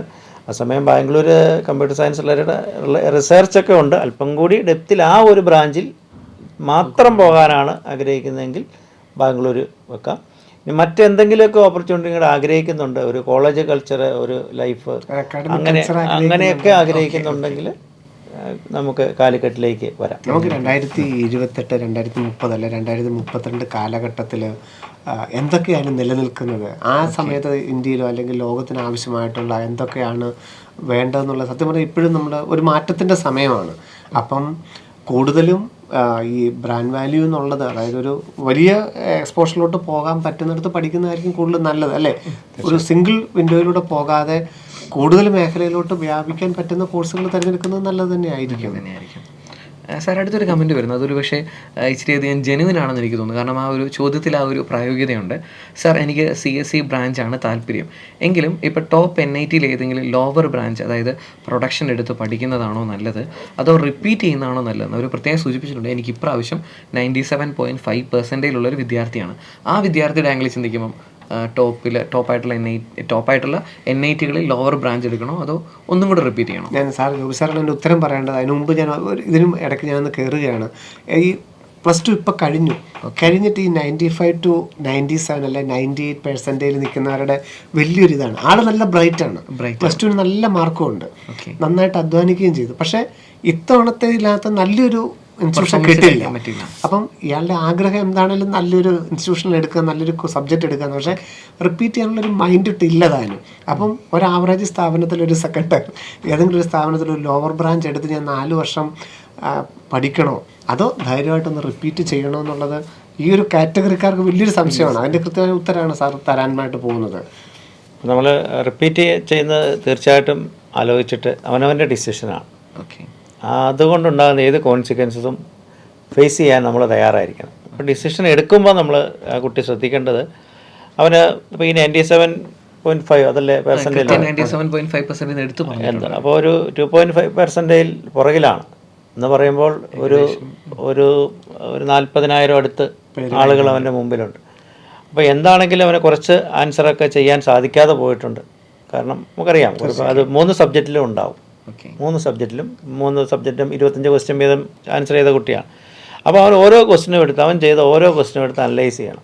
എനിക്ക് എന്തുകൊണ്ട് ഇത് ചിലപ്പോൾ അൺആൻസേർഡ് ആയിരിക്കും, അല്ലെങ്കിൽ നെഗറ്റീവ് വന്നായിരിക്കും. ഓരോ ക്വസ്റ്റിനും എടുത്തൊരു അനാലിസിസ് സ്വന്തമായിട്ട് ചെയ്യണം. കോൺസെപ്റ്റിൻ്റെ ക്ലാരിറ്റി കുറവാണോ, ഇനി പ്രോബ്ലം സോൾവിങ് സ്കില്ല് കുറവായിട്ടാണോ, അല്ലെങ്കിൽ ആ ക്വസ്റ്റ്യനിലേക്ക് അത് ലെങ്തി ആയതുകൊണ്ട് എനിക്കത് ഒന്ന് അനലൈസ് ചെയ്ത് വരുമ്പോഴത്തേനും അത് ടൈം എടുക്കുന്നതുകൊണ്ടാണോ, എന്താണ് എന്ന് കൃത്യമായിട്ട് എന്തുകൊണ്ട് ഞാൻ ഈ 97.5 ആയി 100%ലേക്ക് എനിക്ക് എന്തുകൊണ്ട് വരാൻ പറ്റിയില്ല. അപ്പോൾ ആ ഓരോന്ന് അനലൈസ് ചെയ്യുമ്പോൾ അത് നമുക്ക് ആ കുട്ടിക്ക് സോൾവ് ചെയ്യാൻ പറ്റും. ഇനി അങ്ങനെ അപ്പോൾ ഇത് ഇന്ന കാരണം കൊണ്ടാണ് എനിക്കത് ഞാനിപ്പോൾ തന്നെ ഇന്ന കാരണങ്ങൾ കൊണ്ടാണ് അതിൻ്റെ കാരണം മനസ്സിലാക്കി അതിനൊരു സൊല്യൂഷൻ കൃത്യമായിട്ട് പറയാൻ പറ്റുമെങ്കിൽ റിപ്പീറ്റ് ചെയ്യുക. ഇനി അല്ല ഇതൊന്നും നോക്കാൻ ഇപ്പോൾ മെക്കാനിക്സ് ഫസ്റ്റ് ഇയർ മെക്കാനിക്സ് എനിക്ക് താല്പര്യമേയില്ല, സെക്കൻഡ് ഇയർ ഇലക്ട്രിസിറ്റി ഒക്കെയാണ് എനിക്ക് ഇഷ്ടമായിരുന്നു ഫിസിക്സിൻ്റെ, അല്ലെങ്കിൽ കാൽക്കുലസ് ഇഷ്ടമാണ്, പക്ഷേ പ്രോബബിലിറ്റിയോ അല്ലെങ്കിൽ പെർമ്യൂട്ടേഷനോ അതിനകത്ത് അത് ഇഷ്ടമില്ല. ഇനി കെമിസ്ട്രി വരുമ്പോൾ ഫിസിക്കൽ കെമിസ്ട്രി ഇഷ്ടമില്ല, ഓർഗാനിക് ഇഷ്ടമാണ്. അങ്ങനെ പോയാൽ നമുക്ക് മാക്സിമം എഫേർട്ട് എടുത്തു, റിസ്ക് എടുക്കാൻ എനിക്ക് ടെൻഷൻ ഉണ്ട്, അങ്ങനെയൊക്കെ ഉള്ളൊരു കൃത്യമായിട്ട് അനലൈസ് ചെയ്ത് അവന് സാധിക്കുന്നുണ്ടെങ്കിൽ അവൻ ചെയ്യണം. കാരണം ചെയ്യുമ്പോൾ കുട്ടി NIT അല്ല ഫോക്കസ് ചെയ്യേണ്ടത്, IIT ആയിരിക്കണം. ഉള്ളവനാണ് IIT തന്നെ ഫോക്കസ് ചെയ്താൽ കുട്ടിക്ക് കൊണ്ട് സാധിക്കും. ഇനി ഇല്ല എനിക്ക് വീക്കാണ്, എനിക്കിത് പറ്റില്ല, ഇത്രയൊക്കെ ഉള്ളൂ. നമ്മളിങ്ങനെ എനിക്കിത് 97.5 ഉണ്ട്, അല്ലാതെ റിപ്പീറ്റ് ചെയ്താൽ അത് 99.9 ആവും എന്ന് വിചാരിച്ചാൽ, കാരണം 97 ഒരു 2% കൂടെ അല്ലേ ഉള്ളൂ, അപ്പൊ ഞാൻ അത്രയും കൂടെ ചെയ്താൽ മതി വെറുതെ പറയുന്നതാണ്. 80 എന്നുള്ളത് 90 ആകാം. കാരണം പിന്നെയുള്ള ആ ഗ്രൂപ്പ് എന്ന് പറയുന്നത് ഏറ്റവും ടോപ്പ് ഗ്രൂപ്പാണ് 97 അപ്പുറത്തോട്ട് കിടക്കുന്നത്. അപ്പം ഇത്രയും ഓടിയതിനേക്കാളും 4 ഇരട്ടി കൂടുതൽ ഓടിയാലേ നമുക്ക് ഈ 98 കൃത്യമായിട്ട് കൺസിസ്റ്റന്റ് ആയിട്ട് കാര്യങ്ങൾ ചെയ്യുകയും അവനെ കൃത്യമായിട്ട് അവയർനെസ്സിനെ കുറിച്ച് ഉണ്ടാകുകയും ചെയ്താൽ ആ കുട്ടിയെ കൊണ്ട് സാധിക്കും. സാർ ഞാൻ വേറൊരു ആംഗിൾ ചോദിക്കാനായിട്ട് ആഗ്രഹിക്കുക, അതായത് ഈ ഒരു വിദ്യാർത്ഥിയുടെ ആംഗിൾ ഞാനൊന്ന് ചോദിക്കാൻ ആഗ്രഹിക്കാം. സാർ ഞാനിപ്പോൾ ഒരു എഞ്ചിനീയറിംഗിന് റിപ്പീറ്റ് ചെയ്യാൻ ആഗ്രഹിക്കുന്ന വിദ്യാർത്ഥി, മെഡിക്കലിന് റിപ്പീറ്റ് ചെയ്യാൻ ആഗ്രഹിക്കുന്ന വിദ്യാർത്ഥി, മെഡിക്കലിന് റിപ്പീറ്റ് ചെയ്യുമ്പോൾ ഒരു എക്സാം ഒരു ദിവസം, ജെയിലേക്ക് വരുമ്പോൾ ജെയ് മെയിൻ ആണെങ്കിൽ സെഷൻ 1 ഉണ്ട്, സെഷൻ 2 ഉണ്ട്, ജെയ് അഡ്വാൻസ്ഡ് ഉണ്ട്, ഈ പറയുന്ന പോലെ കീമുണ്ട്, കുസാറ്റ് ഉണ്ട്, ബിറ്റ്സാറ്റ് ഉണ്ട്, ഇഷ്ടം പോലെ എക്സാമുകളുണ്ട്. അപ്പോൾ ശരിക്കും റിപ്പീറ്റ് ചെയ്യുന്നതിൽ സേഫർ ഓപ്ഷൻ ചില വിദ്യാർത്ഥികളുടെ പോയിന്റ് ഓഫ് വ്യൂവിലാണ് സേഫർ ഓപ്ഷൻ ജെയ് അല്ലേ? തീർച്ചയായിട്ടും നമുക്ക് ഈ പറഞ്ഞതുപോലെ തന്നെ ഏറ്റവും നന്നായിട്ട് നമുക്ക് എത്രത്തോളം എഫേർട്ട് എടുത്ത് ചെയ്യാൻ പറ്റുമെങ്കിൽ ഈ ഒരു കാറ്റഗറിയിലുള്ളവരെ സംബന്ധിച്ചോളം, അതായത് ഞാൻ ഈ ചോദിക്കുന്ന ചോദ്യം പ്രധാനമായിട്ടും മാത്സ് അത്യാവശ്യം സ്ട്രോങ് ആണ്, മാത്സ് മോശമായിട്ടുള്ള, മാത്സിന് ഒട്ടും താല്പര്യമില്ലാത്ത വിദ്യാർത്ഥിയെ ഉദ്ദേശിച്ചല്ല ഞാനിത് ചോദിക്കാൻ ആഗ്രഹിക്കുന്നത്. തീർച്ചയായിട്ടും, കാരണം ഏറ്റവും സേഫ് സൈഡ് തന്നെയാണ് ജെയ് സൈഡിൽ തന്നെ റിപ്പീറ്റ് ചെയ്യുക എന്നുള്ളത്. കാരണം ഇത്രത്തോളം സാധ്യതകളുണ്ട്. പലരും കണ്ണു അടച്ചാണ് പറയുന്നത് എനിക്ക് എഞ്ചിനീയർ ആവണ്ട, അല്ലെങ്കിൽ എനിക്ക് ഈ ഫീൽഡല്ല ഇഷ്ടം, മറ്റൊരു ഫീൽഡാണ് ഇഷ്ടമെന്ന് പറഞ്ഞ് ചെയ്യുന്നത്.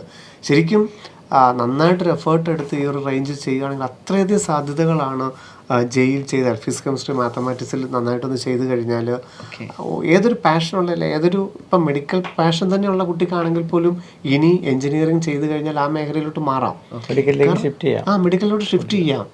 അത് അപ്പം നമ്മൾ ഒരു എഞ്ചിനീയർ ആയി തന്നെ മാറണം ഒന്നുമില്ല. കാരണം ഇനി ഇത് രണ്ടും കൂടെ ക്ലബ് ചെയ്യാൻ പോകുന്ന സമയമാണ് ഇനി വരാൻ പോകുന്നത്. അപ്പം തീർച്ചയായിട്ടും ഏറ്റവും റിസ്ക് കുറഞ്ഞ് തന്നെ ചെയ്യാൻ പറ്റുന്ന ഏറ്റവും നല്ലൊരു മേഖല തന്നെയാണ് ജെയ്. അതിനകത്ത് മാത്തമാറ്റിക്സിൽ വെച്ചാൽ അല്പം ഇതും കൂടെ ഉണ്ടെങ്കിൽ ഏറ്റവും നല്ലത് ജെയ് മേഖലയിൽ തന്നെ റിപ്പീറ്റ് ചെയ്യുക എന്നുള്ളത് തന്നെയാണ്. അത്രയധികം സാധ്യതകളാണുള്ളത് ലഭിക്കുന്നത്. സാർ അടുത്തൊരു ഡൗട്ട് ചോദിച്ചിരിക്കുന്നത് NIT കാലിക്കറ്റിനെ കുറിച്ചാണ്. അതിൽ തന്നെ കെമിക്കൽ എഞ്ചിനീയറിംഗ് ആണോ അതോ എഞ്ചിനീയറിംഗ് ഫിസിക്സ് ആണോ, ഏതാണ് നല്ലത് എന്നുള്ളതാണ് ചോദ്യം വരുന്നത്. രണ്ടും എൻ്റെ ഡിഫറൻ്റ് ആണ്. ഞാൻ നേരത്തെ എഞ്ചിനീയറിംഗ് ഫിസിക്സിനെ കുറിച്ച് പറഞ്ഞിരുന്നു. അപ്പോൾ തീർച്ചയായിട്ടും അവരുടെ വെബ്സൈറ്റിൽ കയറി എഞ്ചിനീയറിംഗ് ഫിസിക്സ് എന്താണെന്ന് നോക്കുക. കെമിക്കൽ എഞ്ചിനീയറിംഗ് എന്ന് പേരാണെങ്കിലും ഫിസിക്സ് നല്ലവണ്ണം ഉണ്ട്, ഫിസിക്കൽ പ്രോസസ്സുകളാണ്. അപ്പം ഫിസിക്സിൻ്റെ തെർമോഡൈനാമിക്സും ഫ്ലൂയിഡ് മെക്കാനിക്സും ഒക്കെ ഇതിനകത്ത് നല്ലപോലെ പഠിക്കാനുണ്ട്. അപ്പോൾ അത് മനസ്സിലാക്കണം. എന്നിട്ട് അതുപോലെ കെമിക്കൽ നോക്കുക. കെമിക്കൽ എന്നുള്ള പേര് കൊണ്ടായില്ല, മാത്സ് നന്നായിട്ടുണ്ട് കെമിക്കൽ എഞ്ചിനീയറിംഗിൽ, പറ്റില്ല. റിസർച്ച് ഓറിയൻറ്റേഷനൊക്കെ ഉണ്ടെങ്കിൽ എഞ്ചിനീയറിംഗ് ഫിസിക്സ് തന്നെ കൊടുക്കാം, കുഴപ്പമൊന്നുമില്ല. അപ്പോൾ അതൊന്ന് നോക്കണം. കാരണം ഒരേ ഇൻസ്റ്റിറ്റ്യൂട്ട് തന്നെയാണ്. ഇപ്പോൾ ഈ 2 ബ്രാഞ്ചുകൾ മാത്രം അവിടെ ഒന്ന് കയറി വെബ്സൈറ്റിൽ കയറി നോക്കിയാൽ മതി. സാർ ഒരു വിദ്യാർത്ഥി ചോദിച്ചിരിക്കുകയാണ്. ആ ചോദ്യം ടൈപ്പ് ചെയ്തിരിക്കുന്നതിന് ഒരു രസത്തിലാണ്. സാർ ഹോണസ്റ്റ് ഒപ്പീനിയൻ എന്നാണ് അവർ ക്യാപ്ഷൻ. ആദ്യത്തെ സെൻറ്റൻസ് തന്നെ എങ്ങനെയാണ്? ഇതിൽ NIT ട്രിച്ചി EC ഉണ്ട്, അല്ലെങ്കിൽ NIT വാറങ്കൽ CSE ഉണ്ട്. ഇതിലേതാണ് അക്കാഡമിക് പ്രോസ്പെക്ടസിൽ നല്ലതെന്നാണ് ചോദ്യം. സാർ എനിക്കൊരു സംശയം, ശരിക്കും NIT ട്രിച്ചി അല്ലേ നല്ലത്? അപ്പോൾ NIT ട്രിച്ചിയിലെ കമ്പ്യൂട്ടർ സയൻസ് അല്ലേ ഏറ്റവും നല്ലത്? പക്ഷേ NIT ട്രിച്ചിൽ EC ആണ് ചോദിച്ചിരിക്കുന്നത്. അതായത് അങ്ങനെ CS കിട്ടിയില്ല, CS കിട്ടില്ല. അപ്പം ഓപ്ഷൻ വെക്കേണ്ടത് എങ്ങനെ വെക്കണം? ട്രിച്ച് CS, ട്രിച്ച് EC, Warangal CS, Warangal EC എന്ന് വെച്ചു. അപ്പോൾ തേർഡ് ഓപ്ഷൻ കിട്ടി. തിരിച്ചു വെച്ചിരുന്നെങ്കിൽ അയാൾക്ക് CS തന്നെ വെച്ചിരുന്നെങ്കിൽ ഇപ്പുറത്തെ CS കിട്ടുമായിരുന്നു. അപ്പൊ അതെങ്ങനെ വെക്കണമെന്നുള്ളൊരു കമ്പാരിസൺ NIT ട്രിച്ചിലെ ECയും വാറങ്കലിലെ CS കമ്പയർ ചെയ്യുന്നത്. അത് നമുക്ക് കമ്പയർ ചെയ്യുമ്പോൾ, ഇൻസ്റ്റിറ്റ്യൂട്ട് കമ്പയർ ചെയ്യുമ്പോൾ രണ്ടും തമ്മിൽ ചെറിയൊരു വ്യത്യാസം, ചെറിയ വ്യത്യാസം. ടോപ്പായിട്ട് ട്രിച്ചിയാണ്. ഇനി ബ്രാഞ്ച് നമ്മൾ കമ്പയർ ചെയ്യുമ്പോൾ ബ്രാഞ്ചിലെ നേരെ തിരിച്ച് CS ആണ്. അപ്പം നമുക്കവിടെ ചെയ്യാവുന്നത് ബ്രാഞ്ച്, ഇപ്പം CS തന്നെ ഞാൻ പഠിക്കുന്നത്, അല്ലെങ്കിൽ പഠിച്ച സമയത്തൊക്കെ CS തന്നെ വേണം, അങ്ങനെ ഒരു ആഗ്രഹം മനസ്സിലുണ്ട്. ആ ഒരു രീതി ജോലി ചെയ്യാനാണ് ആഗ്രഹിക്കുന്നതെങ്കിലും ഇനി ഞാൻ AIML അങ്ങനെയൊക്കെ, അല്ലെങ്കിൽ സൈബർ സെക്യൂരിറ്റി സെക്ടറിലേക്കൊക്കെ പോകാൻ താല്പര്യമുണ്ട്, ക്ലൗഡിങ്ങിലേക്ക് പോകാൻ, അങ്ങനെയൊക്കെ ഒരു ആഗ്രഹമൊക്കെ മനസ്സിലുള്ള കുട്ടിയാണെങ്കിൽ ഒക്കെ CS എടുക്കാം. ഇനി അതല്ല, ഒരു പൊതുമേഖല ജോലി ആഗ്രഹിക്കുന്നു, അല്ലെങ്കിൽ സെമി കണ്ടക്ടർ ഇൻഡസ്ട്രിയിൽ, അല്ലെങ്കിൽ ചിപ്പ് മാനുഫാക്ചർ, അല്ലെങ്കിൽ ഫാബ്രിക്കേഷന്, അപ്പോൾ അല്ലെങ്കിൽ LED ലൈറ്റിംഗ് ആയിട്ട് ബന്ധപ്പെട്ട് കമ്മ്യൂണിക്കേഷൻ സെക്ടറിൽ IoT റിലേറ്റഡ് ആയിട്ടൊക്കെ താല്പര്യമുണ്ടെങ്കിൽ EC എടുക്കാം. അങ്ങനെ അങ്ങ് ചിന്തിച്ചാൽ മതി. കാരണം രണ്ടും നല്ല ഇൻസ്റ്റിറ്റ്യൂട്ടാണ്. രണ്ടിടത്തും ഈ രണ്ട് ബ്രാഞ്ചിലും നല്ല പ്ലേസ്മെൻറ്റും ഉണ്ട്. നമുക്ക് ഇപ്പോൾ എന്നാണെങ്കിലും ഈ ഒരു ലെവലിലുള്ള കുട്ടി എന്ന് പറയുന്നത് നല്ല ബ്രൈറ്റ് ആയിട്ടുള്ള കുട്ടിയാണ്. അപ്പോൾ അയാൾ പഠിക്കാൻ വലിയ വിഷമം തോന്നില്ല. എങ്കിലും എൻ്റെ ഒരു കൺസെപ്റ്റ് ചോദിച്ചു കഴിഞ്ഞാൽ ഇതിൽ പഠിക്കാൻ ബുദ്ധിമുട്ടുള്ളൊരു സബ്ജക്റ്റ് EC ആയിരിക്കില്ലേ? പഠിക്കാൻ ബുദ്ധിമുട്ട് എന്ന് പറയുമ്പോൾ അത് ഇൻട്രസ്റ്റ് ഉള്ളൊരു കുട്ടി, ഇപ്പോൾ ഫിസിക്സിൻ്റെ കറണ്ട് ഇലക്ട്രിസിറ്റിയും അതുപോലെ തന്നെ ഇലക്ട്രോണിക്സ് പാർട്ടും ഒക്കെ +2 പഠിച്ചപ്പോൾ നന്നായിട്ട് എൻജോയ് ചെയ്ത് പഠിച്ച കുട്ടിയാണെങ്കിൽ ഒരു കുഴപ്പമില്ല. സർക്യൂട്ടൊക്കെ അത്യാവശ്യം അതിൻ്റെ പ്രോബ്ലംസൊക്കെ നന്നായിട്ട് സോൾവ് ചെയ്യുകയൊക്കെ ചെയ്ത കുട്ടിയാണെങ്കിൽ ECയും പ്രശ്നമില്ല. പിന്നെ ലൊക്കേഷൻ വലിയൊരു വ്യത്യാസം പറയാനില്ല. ട്രിച്ചി ആയിരിക്കും ഒരു പക്ഷേ ലൊക്കേഷൻ വൈസ് മലയാളിയെ സംബന്ധിച്ച് അല്പം കൂടി നല്ലത്. പ്ലേസ്മെന്റ് തരത്തിലും ട്രിച്ചി തന്നെ ടോപ്പായിട്ട് നിൽക്കുന്നു. സാർ ഈ ഒരു ക്രൈറ്റീരിയ വെച്ചുകൊണ്ട് ചോദിക്കുക, ശരിക്കും പറഞ്ഞാൽ ഈ ഒരു വിദ്യാർത്ഥിക്ക് ഈ ഒരു പെർസെൻറ്റേജ് അനുസരിച്ച് NIT കാലിക്കറ്റിൽ കമ്പ്യൂട്ടർ സയൻസ് ഉറപ്പായിട്ടും കിട്ടാൻ സാധ്യതയുള്ള ആളായിരിക്കില്ലേ ഹോം സ്റ്റേറ്റ് കോട്ടയം കൂടെ പരിഗണിക്കുമ്പോൾ? തീർച്ചയായിട്ടും. പക്ഷേ തീർച്ചയായിട്ടും ഈ രണ്ട് സ്ഥാപനം കിട്ടുമെങ്കിൽ ഇപ്പം എന്താണെങ്കിലും NIT കാലിക്കറ്റിനേക്കാളും പ്രയോറിറ്റി ട്രിച്ചിയും വാറങ്കലിലും ഉണ്ട്. നമ്മളാണെങ്കിലും ആ രണ്ട് പ്രയോറിറ്റി ഉപയോഗിച്ചിട്ടേ NIT കാലിക്കറ്റിലോട്ട്. ഇനി മറ്റു കാര്യങ്ങൾ ഇവിടെ വരാം. ആ കുട്ടിക്ക് അഡ്വാൻസ്ഡ് റാങ്ക് എന്തുണ്ട്? കാരണം അതർ സ്റ്റേറ്റ് കോട്ടയിൽ ഈ രണ്ട് ഓപ്ഷൻ സാധ്യതയുള്ളൊരു കുട്ടിയെ സംബന്ധിച്ച് എന്താണെങ്കിലും ഒരു 5 to 8 ഒക്കെ വരാം. 5,000 റാങ്ക് ഒക്കെ ഉണ്ടാവും. അപ്പം അഡ്വാൻസ്ഡിന്റെ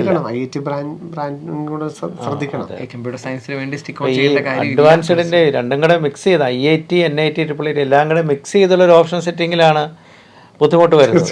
കാരണം അടുത്തടുത്ത റാങ്ക് വരുന്നു. ഇപ്പോൾ ഒരു 7,000 മെയിനും 7,500 അഡ്വാൻസ്ഡും വരുന്നു. അങ്ങനെയുള്ള കേസ് വരുമ്പോഴാണ് ഏറ്റവും ബുദ്ധിമുട്ട് വരുന്നത്. ചില കാറ്റഗറി വിദ്യാർത്ഥിയുണ്ട്, അതായത് ജെയ്മിന് ഒരു 4,000, 5,000 അല്ലെങ്കിൽ 3,000, 5,000 ഒക്കെ സ്കോർ ചെയ്യും. പക്ഷേ JEE അഡ്വാൻസ് വന്നപ്പം അവർ വളരെയധികം പുറകെ പോകുന്ന സിറ്റുവേഷൻസ് ഉണ്ട്. അതായത് കൂടുതലും ആഗ്രഹിച്ച IIT കിട്ടത്തുമില്ല, എന്നാൽ NIT-ലോട്ട് ചുരുങ്ങാനോട്ട് അവർക്ക് മാനസികമായിട്ട് അവർ തയ്യാറുമല്ല. അതൊരു തിരിച്ച് കുറവാണ്. സാർ പറഞ്ഞ രീതിയിലാണ് കൂടുതൽ ചാൻസുകൾ വരുന്നത്. സാർ ഒരു വിദ്യാർത്ഥി ചോദിച്ചൊരു ചോദ്യമാണ്, സാർ ഏതാണ് ബെറ്റർ എന്നാണ്. 5 വർഷത്തെ BTech MTech പ്രോഗ്രാം അത് IIT ഡൽഹിയിലാണോ, അതോ അതേ പ്രോഗ്രാം തന്നെ BTech mathematics and computing IIT ഡൽഹിയിലാണോ നല്ലതെന്നാണ് ചോദ്യം. രണ്ടും കൂടെ ഉള്ള ഡ്യുവൽ ഡിഗ്രി പ്രോഗ്രാം, മറ്റേ MTech പ്രോഗ്രാമുകളുണ്ട്. മറ്റേത് BTech മാത്രമേ 4 ഇയറിന് ആവശ്യമുള്ളൂ. 4 ഇയർ IIT ഡൽഹിയിൽ 4 ഇയർ MNC ചെയ്യുന്ന കുട്ടിക്ക് തീർച്ചയായിട്ടും നല്ലൊരു പ്ലേസ്മെൻറ്റും, അല്ലെങ്കിൽ അവനൊരു ഓൺട്രപ്രണർഷിപ്പ് ആഗ്രഹിക്കുന്നതാണെങ്കിൽ അങ്ങനെയൊക്കെ പോകാനുള്ള സാധ്യതയുണ്ട്. അവിടെ ഒരു ബ്രേക്ക് എടുക്കുന്നത് തന്നെയാണ് നല്ലത്. കാരണം 5 വർഷത്തേക്ക് വേണ്ടിയിട്ട് അവൻ്റെ സമയം കളയാനില്ല. ചിലപ്പോൾ ഒരു പക്ഷേ ഞാനിതിലൂടെ 2 കാര്യങ്ങളാണ് ചോദിക്കാൻ ആഗ്രഹിക്കുന്നത്. അതായത് നമ്മൾ ഈ വിദ്യാർത്ഥികളോട് പറയുമ്പോൾ അവർ പറയുന്നത്, സാർ എനിക്ക് BTech, അതായത് എനിക്ക് ഇന്നത് വേണം, കമ്പ്യൂട്ടർ സയൻസ് വേണം, അല്ലെങ്കിൽ ഇന്ന ബ്രാഞ്ച് വേണം, പക്ഷേ എനിക്ക് BTech കിട്ടില്ല, 4 വർഷത്തെ എൻ്റെ മാർക്ക് വെച്ച് കിട്ടില്ല, അപ്പോൾ ഞാൻ 5 വർഷം എടുക്കുന്നതല്ലേ ആ കോഴ്സ് കിട്ടാൻ നല്ലത്. ഇതാണ് ഒരു കാറ്റഗറി. ഇനി രണ്ടാമതൊരു കാറ്റഗറി ഉണ്ട്. സാർ ഏതാണെങ്കിലും പഠിക്കാൻ ഇറങ്ങി തിരിച്ചു, 4 വർഷം കൊണ്ട് ബിടെക് പഠിക്കുന്നതാണോ അതോ 5 വർഷം കൊണ്ട് 6 വർഷത്തെ കോഴ്സ് ബിടെക് എംടെക് പഠിക്കുന്നതാണോ? സാർ എങ്ങനെയാണ് ഇതിനെ ഒന്ന് ശരിക്കും ഇൻ്റർപ്രിറ്റ് ചെയ്യേണ്ടത്? നമുക്ക് ഈ പറഞ്ഞ രീതിയിൽ ഇപ്പോൾ MNC നല്ലൊരു ബ്രാഞ്ചാണ്. ഓക്കെ അതിപ്പോൾ നമുക്ക് ഡൽഹി IIT 4 ഇയർ കിട്ടുന്നില്ല. ഓക്കെ സമയം നമ്മുടെ റാങ്ക് സാർ ആദ്യം പറഞ്ഞ കേസ് നമുക്ക് 5 ഇയർ ഓപ്റ്റ് ചെയ്യാം ഓക്കെ ആ ഒരു ബ്രാഞ്ചിന് വേണ്ടി. നമുക്ക് അധികം താഴേക്ക് മെക്കാനിക്കലിലേക്കോ ഒന്നും നമ്മൾ ഇറങ്ങേണ്ട കാര്യമില്ല. അപ്പോൾ അത് തന്നെ നമുക്ക് ഓപ്റ്റ് ചെയ്യാം. ഓക്കെ പിന്നെ ഇവിടെ നമുക്ക് 1 വർഷം ലാഭമുണ്ട് ഇവിടെ MTech ഈ പറഞ്ഞ പോലെ. ആ സമയം ബിടെക്കിന് ശേഷം MTech ആകുമ്പോൾ നമുക്ക് 6 വർഷത്തിലേക്ക് നമ്മൾ ഒരു കോച്ചിങ് കൂടെ വേണം, അല്ലെങ്കിൽ ഒരു എക്സ്ട്രാ എഫോർട്ട് വേണം, എൻട്രൻസ് എക്സാം ക്ലിയർ ചെയ്യണം. പക്ഷെ നമുക്കൊരു പ്ലേസ്മെൻറ്റ് വൈസ് നമുക്ക് ബിടെക്കിൻ്റെ ആവശ്യമുള്ളൂ. ഓക്കെ 4 ഇയറിൻ്റെ ആവശ്യമുള്ളൂ. പ്ലേസ്മെൻറ്റാണ് ആഗ്രഹിക്കുന്നത്, അതുപോലെ നല്ലൊരു ഇൻസ്റ്റിറ്റ്യൂട്ടിലാണെങ്കിൽ നമുക്ക് അതിൻ്റെ ആവശ്യമുള്ളൂ. ഇനി നമുക്ക് നമ്മളൊരു ലോവർ ഇൻസ്റ്റിറ്റ്യൂട്ടിലാണ് നമുക്ക് ഈ ബിടെക് ഈ ബിടെക്കും അല്ലെങ്കിൽ ഇൻ്റഗ്രേറ്റ് MTechമെങ്കിൽ നമ്മൾ ഓപ്റ്റ് ചെയ്യാതിരിക്കുക നല്ലത്. നമുക്കൊരു ഹയർ ഇൻസ്റ്റിറ്റ്യൂട്ടിലേക്ക് ഈ 4 ഇയർ ബിടെക് കഴിയുമ്പം ഗേറ്റ് എഴുതി അല്പം കൂടി ഹയർ ഒരു ബോംബെ IIT നമുക്ക് പോയി MTech തന്നെ ചെയ്യാൻ പറ്റുമെങ്കിൽ അത് നമ്മുടെ കരിയറിനെ ഒത്തിരി ഹെൽപ്പ് ചെയ്യും. കാരണം തീർച്ചയായിട്ടും ഇപ്പോൾ നമുക്ക് IIT നമ്മൾ ചെയ്യുമ്പം ഇപ്പോൾ നമ്മൾ ആദ്യം നമ്മൾ ഈ ബ്രാഞ്ചുകളൊക്കെ പറഞ്ഞെങ്കിൽ പോലും ഇവർ അടുത്ത ഹയർ എഡ്യൂക്കേഷൻ ചെയ്യുന്ന ഈ ബ്രാഞ്ചിലൊന്നും ആയിരിക്കണം ഒരു നിർബന്ധവും ഇല്ല. അപ്പോഴാണ് അവനവൻ്റെ പൊട്ടൻഷ്യൽ എന്താണ് ഈ ബ്രാഞ്ചുകൾ, എന്താണ് പഠിക്കേണ്ട സബ്ജക്റ്റ് എന്നൊക്കെയുള്ള തികച്ചൊരു ക്ലിയർ പിക്ചർ കിട്ടുകയുള്ളൂ. അപ്പോൾ ആദ്യം തന്നെ ഒരു 5 ഇയർ MTech എടുക്കണം എന്നൊരു നിർബന്ധമില്ല. അവൻ്റെ കോഴ്സ് ഒന്ന് ചേഞ്ച് ചെയ്യാനുള്ളൊരു ഓപ്ഷനാണ് അവിടെ ഗേറ്റിലൂടെ ഒക്കെ കിട്ടുന്നത്. തീർച്ചയായിട്ടും IIT-കാരെല്ലാം തന്നെ നമുക്ക് നോക്കിക്കഴിഞ്ഞാൽ അതൊന്ന് ചേഞ്ച് ചെയ്യുന്നത് നമുക്ക് കാണാം. CS ചേർന്ന് കഴിഞ്ഞാലും അല്ല മെക്കന് ചേർന്ന് കഴിഞ്ഞാലും അവൻ്റെ അടുത്ത ഇത് ചെയ്യുന്ന ഒരിക്കലും ആ കോർ ബ്രാഞ്ചിലായിരിക്കില്ല ചെയ്യുന്നത്. അപ്പോൾ അതുകൊണ്ട് തീർച്ചയായിട്ടും 4 ഇയർ ചെയ്തിട്ട് അവന് മനസ്സിലാകും ഇനി എന്തിലോട്ടാണ് ഞാൻ പോവേണ്ടത് എന്നുള്ളത് കൃത്യമായിട്ടൊരു ഐഡിയ കിട്ടും. എന്നിട്ടൊരു ഹയർ ഓപ്ഷൻ എടുക്കുന്നതായിരിക്കും നല്ലത്. കാരണം ഒരൊറ്റ സബ്ജക്റ്റിൽ ബിടെക്കും MTech എടുക്കുന്നതിനേക്കാളും നല്ലത് ബിടെക് നന്നായിട്ട് പഠിക്കുന്നു, എന്നിട്ട് ചേഞ്ച് ചെയ്യുന്ന സാഹചര്യത്തിനനുസരിച്ച് അല്ലെ അവനവൻ്റെ കഴിവിനനുസരിച്ച് അല്ലെ ആഗ്രഹത്തിനനുസരിച്ച് ചേഞ്ച് ചെയ്യുന്നതായിരിക്കും എപ്പോഴും നല്ലത്, കൂടുതൽ കണ്ടിരിക്കുന്നത്. സാർ ഞാൻ 2 കാര്യങ്ങളാണ് ചോദിക്കാൻ ആഗ്രഹം. ഒന്ന്, ഇതേ ലോജിക്ക് തന്നെയല്ലേ നമ്മൾ ഏത് 5 ഇയർ ഇൻ്റഗ്രേറ്റഡ് പ്രോഗ്രാമിലും അല്ലെങ്കിൽ ഈ പറയുന്ന ബിടെക് 4 വർഷത്തെ പ്രോഗ്രാമിലും ഒരേ കോമൺ സെൻസ് ചിന്തിക്കുന്നതല്ലേ നല്ലത്? നമുക്ക് 1-2 കാര്യങ്ങളവിടെ വരും. നമുക്ക് ഇൻസ്റ്റിറ്റ്യൂട്ട് ഒരേ ഇൻസ്റ്റിറ്റ്യൂട്ടിൽ തന്നെയാണെങ്കിൽ 4 ഇയർ കിട്ടില്ലെങ്കിൽ 5 ഇയർ എടുക്കാം. അത് ആ ഒരു ബെറ്റർ ഓഫ് ചിന്തിക്കാം. ബ്രാഞ്ച് അവിടെ പ്രധാനമാണ്, അല്ലെങ്കിൽ നമ്മൾ ബ്രാഞ്ച് താഴേക്ക് ഇറങ്ങേണ്ടി വരും. പക്ഷേ ബാക്കിയുള്ള കോഴ്സുകൾ വരുമ്പോൾ ഇപ്പോൾ CUET വെച്ചിട്ടോ അല്ലെങ്കിൽ ബാക്കിയുള്ളതൊക്കെ വെച്ചിട്ട് വരുമ്പോൾ ചിലപ്പോൾ ഇൻ്റഗ്രേറ്റഡ് നല്ലതായിരിക്കും. ഈവൻ നേരിട്ട് തന്നെ ഇപ്പം പോണ്ടിച്ചേരിയിലോ അല്ലെങ്കിൽ ഹൈദരാബാദിലോ ഒക്കെ ചെല്ലുമ്പോൾ നമുക്ക് നേരിട്ട് തന്നെ നല്ലൊരു ബ്രാഞ്ച് ഇത് കിട്ടും, ഇൻ്റഗ്രേറ്റഡ് കിട്ടും. IIT-യുടെ ഒരു പെർസ്പെക്റ്റീവ് വ്യൂവിലാണ് നമ്മൾ ഈ ഒരു 4 ഇയർ ബിടെക് കഴിഞ്ഞിട്ട്, കാരണം അത്രയ്ക്ക് കാലിബറുള്ള കുട്ടിയാണ്. അപ്പോൾ അയാൾക്ക് അവിടെ ആ ഒരു സബ്ജക്റ്റിലല്ല യഥാർത്ഥത്തിൽ അദ്ദേഹം വർക്ക് ചെയ്യുന്നത്. അതിനകത്ത് മറ്റൊരു കാര്യം നമുക്ക് പറയാം, ഈ 4 ഇയർ ബിടെക് നല്ലൊരു IIT-യിൽ കഴിയുന്ന കുട്ടി മിക്കവാറും ഒരു എഞ്ചിനീയറിംഗ് മേഖലയിലേക്ക് ആയിരിക്കില്ല അവന് പ്ലേസ്മെന്റ്. അതാണ് ഞാൻ പറഞ്ഞത്, അത് തന്നെയാണ് പോയിന്റ് പറഞ്ഞത്. ഹെൽത്ത് കെയർ ആകാം, ഫിൻടെക് ആകാം, ഫിനാൻസ് ആകാം, സർവീസ് എന്തെങ്കിലും ആകാം. തീർച്ചയായിട്ടും നമ്മുടെ IIT-നെ കൃത്യമായിട്ട് നിരീക്ഷിച്ചത് കൊണ്ട് തന്നെയാണ് നമ്മൾ പറയുന്നത്. നമ്മൾ ഇത്രയും കാലിബറുള്ളൊരു കുട്ടി ഒരിക്കലും ഈ ഒരു മേഖലയിൽ ആയിരിക്കില്ല ജോലി ചെയ്യുന്നത്. അയാളുടെ കാലിബറും പൊട്ടൻഷ്യലും ആ വ്യക്തി മോൾഡ് ചെയ്യപ്പെടുന്ന ആ രീതിയിലായിരിക്കും. ശരിക്കും പറഞ്ഞാൽ ഈ ബിടെക്കാരെല്ലാം ജോലി ചെയ്യുന്ന ഫീൽഡ് എന്ന് പറഞ്ഞാൽ ഒരു MBA ഗ്രാജുവേറ്റ്സ് ജോലി ചെയ്യേണ്ട ഒരു ഫീൽഡ് തന്നെയല്ലേ പലപ്പോഴും. തീർച്ചയായിട്ടും ഈ ഒരു ഇത്രയും കാലിബറുള്ള ഒരു കുട്ടി ചെയ്യുന്നത് അതാണ് ചെയ്യേണ്ടതും.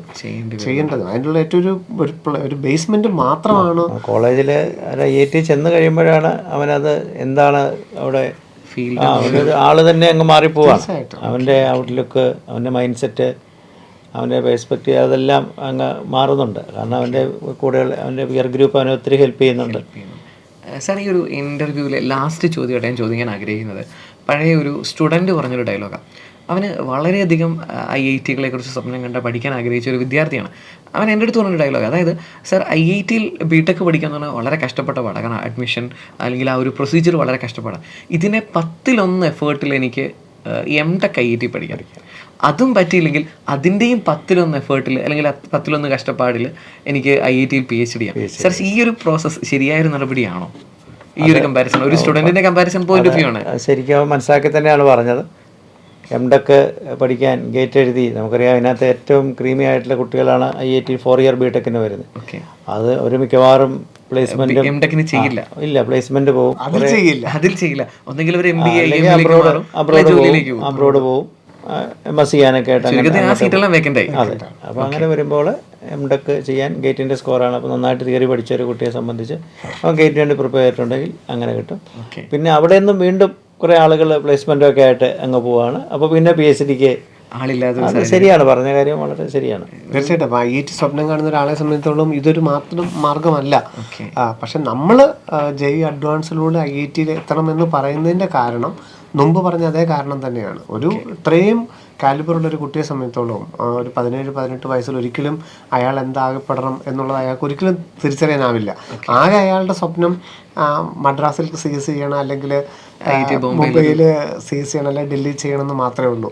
അത് അയാളുടെ മോൾഡ് ചെയ്യപ്പെടാൻ എടുക്കുന്ന ഒരു സ്ഥാപനത്തിലോട്ടുള്ള പ്രവേശനം മാത്രമേ ആകുന്നുള്ളൂ. അവിടുത്തെ 4 വർഷമാണ് യഥാർത്ഥത്തിൽ ആ വ്യക്തി എന്തായി മാറണം, എന്തായിരിക്കണം എൻ്റെ കാഴ്ചപ്പാട്, എന്തായി ഞാൻ മാറണമെന്നുള്ള ശരിക്കും ഒരു ദിശാബോധം കിട്ടുന്നത് അവിടെയാണ്. അതൊരു PGയിലോ PhDയിലോ ചെയ്ത് കഴിഞ്ഞാൽ ഒരിക്കലും ഉണ്ടാവില്ല. അവിടെ കൃത്യമായിട്ടൊരു കാഴ്ചപ്പാടായി. പക്ഷേ UGയിൽ നമ്മളൊരു വലിയ നല്ല സ്ഥാപനത്തിൽ ചെയ്യുമ്പം തീർച്ചയായിട്ടും ആ വ്യക്തി മോൾഡ് ചെയ്യപ്പെടുകയാണ്, എന്തായി മാറണമെന്നുള്ളത്. ഇന്നത്തെ വിദ്യാർത്ഥികളുടെ പോയിന്റ് ഓഫ് വ്യൂ എത്രയും പെട്ടെന്ന് സെറ്റിൽഡ് ആവുക എന്നുള്ളതാണ് അവരുടെ ഒരു മെന്റാലിറ്റി തന്നെ. നമ്മുടെ ജോബ് പ്ലേസ്മെൻറ്റും ആ പ്ലേസ്മെൻറ്റുകളുടെ പാക്കേജുകളൊക്കെ ആയിരിക്കാം IITയുടെ ബ്രാൻഡ് വാല്യൂ ആദ്യമൊക്കെ കൂട്ടിയതെങ്കിൽ ഇന്നത്തെ തലമുറയുടെ ഏറ്റവും വലിയ അട്രാക്ഷൻ എന്ന് പറയുന്നത് നമ്മൾ ഈ പറഞ്ഞ പോലെ തന്നെയാണ്. ആ വ്യക്തി മോൾഡ് ചെയ്യപ്പെടുന്നതിൽ ഏറ്റവും നല്ല പങ്ക് വഹിക്കുന്നതാണ് IITകൾ. തീർച്ചയായിട്ടും അതിനായിട്ട് ഇപ്പോൾ നമ്മൾ മുമ്പ് പറഞ്ഞ പോലെ, ഏതൊരു കുട്ടി പറഞ്ഞ പോലെ ഒന്ന് റിപ്പീറ്റ് ചെയ്ത് കഴിഞ്ഞാൽ പോലും എഫേർട്ട് എടുക്കാമെന്നുണ്ടെങ്കിൽ, കാരണം ജീവിതത്തിൽ ആകെ 2 അവസരങ്ങളാണ് ഒരു മനുഷ്യ ആയുസ്സിൽ JEE അഡ്വാൻസ്ഡ് ചെയ്യാനായിട്ട് കിട്ടുന്നത്. അപ്പം അത്രത്തോളം കഷ്ടപ്പെട്ട് ചെയ്യാം. ഈ പറഞ്ഞതുപോലെ തന്നെ കൃത്യമായിട്ട് ഈ വർഷത്തെ പരീക്ഷകൾ അനലൈസ് ചെയ്തപ്പം ആ 3 മണിക്കൂറിൽ എനിക്ക് എടുക്കാവുന്ന എഫേർട്ട് പൂർണ്ണമായിട്ട് എനിക്ക് വിനിയോഗിക്കാൻ പറ്റിയില്ല എന്ന് ഉറപ്പുണ്ടെങ്കിൽ, അതിന് ചെയ്യാൻ പറ്റിയാൽ അടുത്ത ക്ലാസ്സുകളിലൂടെ ചെയ്യാൻ പറ്റുമെന്നുണ്ടെങ്കിൽ തീർച്ചയായിട്ടും ആ സാധ്യത നോക്കണമെന്നുള്ള അഭിപ്രായക്കാരനാണ് നമ്മൾ. ഒത്തിരിയധികം വിദ്യാർത്ഥികൾ ഒത്തിരിയധികം കമൻറ്റുകൾ രേഖപ്പെടുത്തിയിരുന്നു. ഏറ്റവും ജെന്യുവിൻ ആയിട്ടുള്ള കമൻറ്റുകളായിരുന്നു എല്ലാം തന്നെ. വളരെ കൃത്യമായ മറുപടികൾ ശിവൻ സാറിൻ്റെയും അതുപോലെ തന്നെ ജോബി സാറിൻ്റെയും പോയിന്റ് ഓഫ് വ്യൂവിൽ ഏറ്റവും കൃത്യമായ മറുപടികൾ നിങ്ങൾക്ക് കിട്ടി എന്ന് ഞങ്ങൾക്ക് ഉറപ്പുണ്ട്. ഈ ഒരു സെക്ഷൻ വിദ്യാർത്ഥികൾക്കും മാതാപിതാക്കൾക്കും വളരെയധികം യൂസ്ഫുൾ ആകും എന്ന് ഞങ്ങൾക്ക് ഉറപ്പുണ്ട്. ഇനി നമ്മുടെ ജോസ അലോട്ട്മെൻറ്റിൻ്റെ ഫസ്റ്റ് റൗണ്ട് പബ്ലിഷ് ചെയ്തതിനു ശേഷം അതിൻ്റെ കട്ട് ഓഫും മറ്റ് ഡീറ്റെയിൽസും എല്ലാം കൂടെ ഉൾപ്പെടുത്തിക്കൊണ്ട് ഇതുപോലെ ഒരു സെക്ഷനുമായി ഞങ്ങൾ വീണ്ടും നിങ്ങളിലേക്ക് വരുന്നതായിരിക്കും. ഈ ഒരു സെക്ഷൻ വളരെയധികം മികച്ചതായിരുന്നു. കാരണം രണ്ടുപേരുടെയും പോയിന്റ് ഓഫ് വ്യൂ വളരെ കൃത്യമായിട്ട് പ്രസൻറ്റ് ചെയ്ത് അത് കൃത്യമായി വിദ്യാർത്ഥികൾക്കും മാതാപിതാക്കൾക്കും മനസ്സിലാക്കാൻ സാധിച്ചു എന്ന് ഞങ്ങൾക്ക് ഉറപ്പുണ്ട്. Thank you sir, thank you very much. Okay, bye. Brilliant Study Center, India's #1 coaching center for NEET and JEE.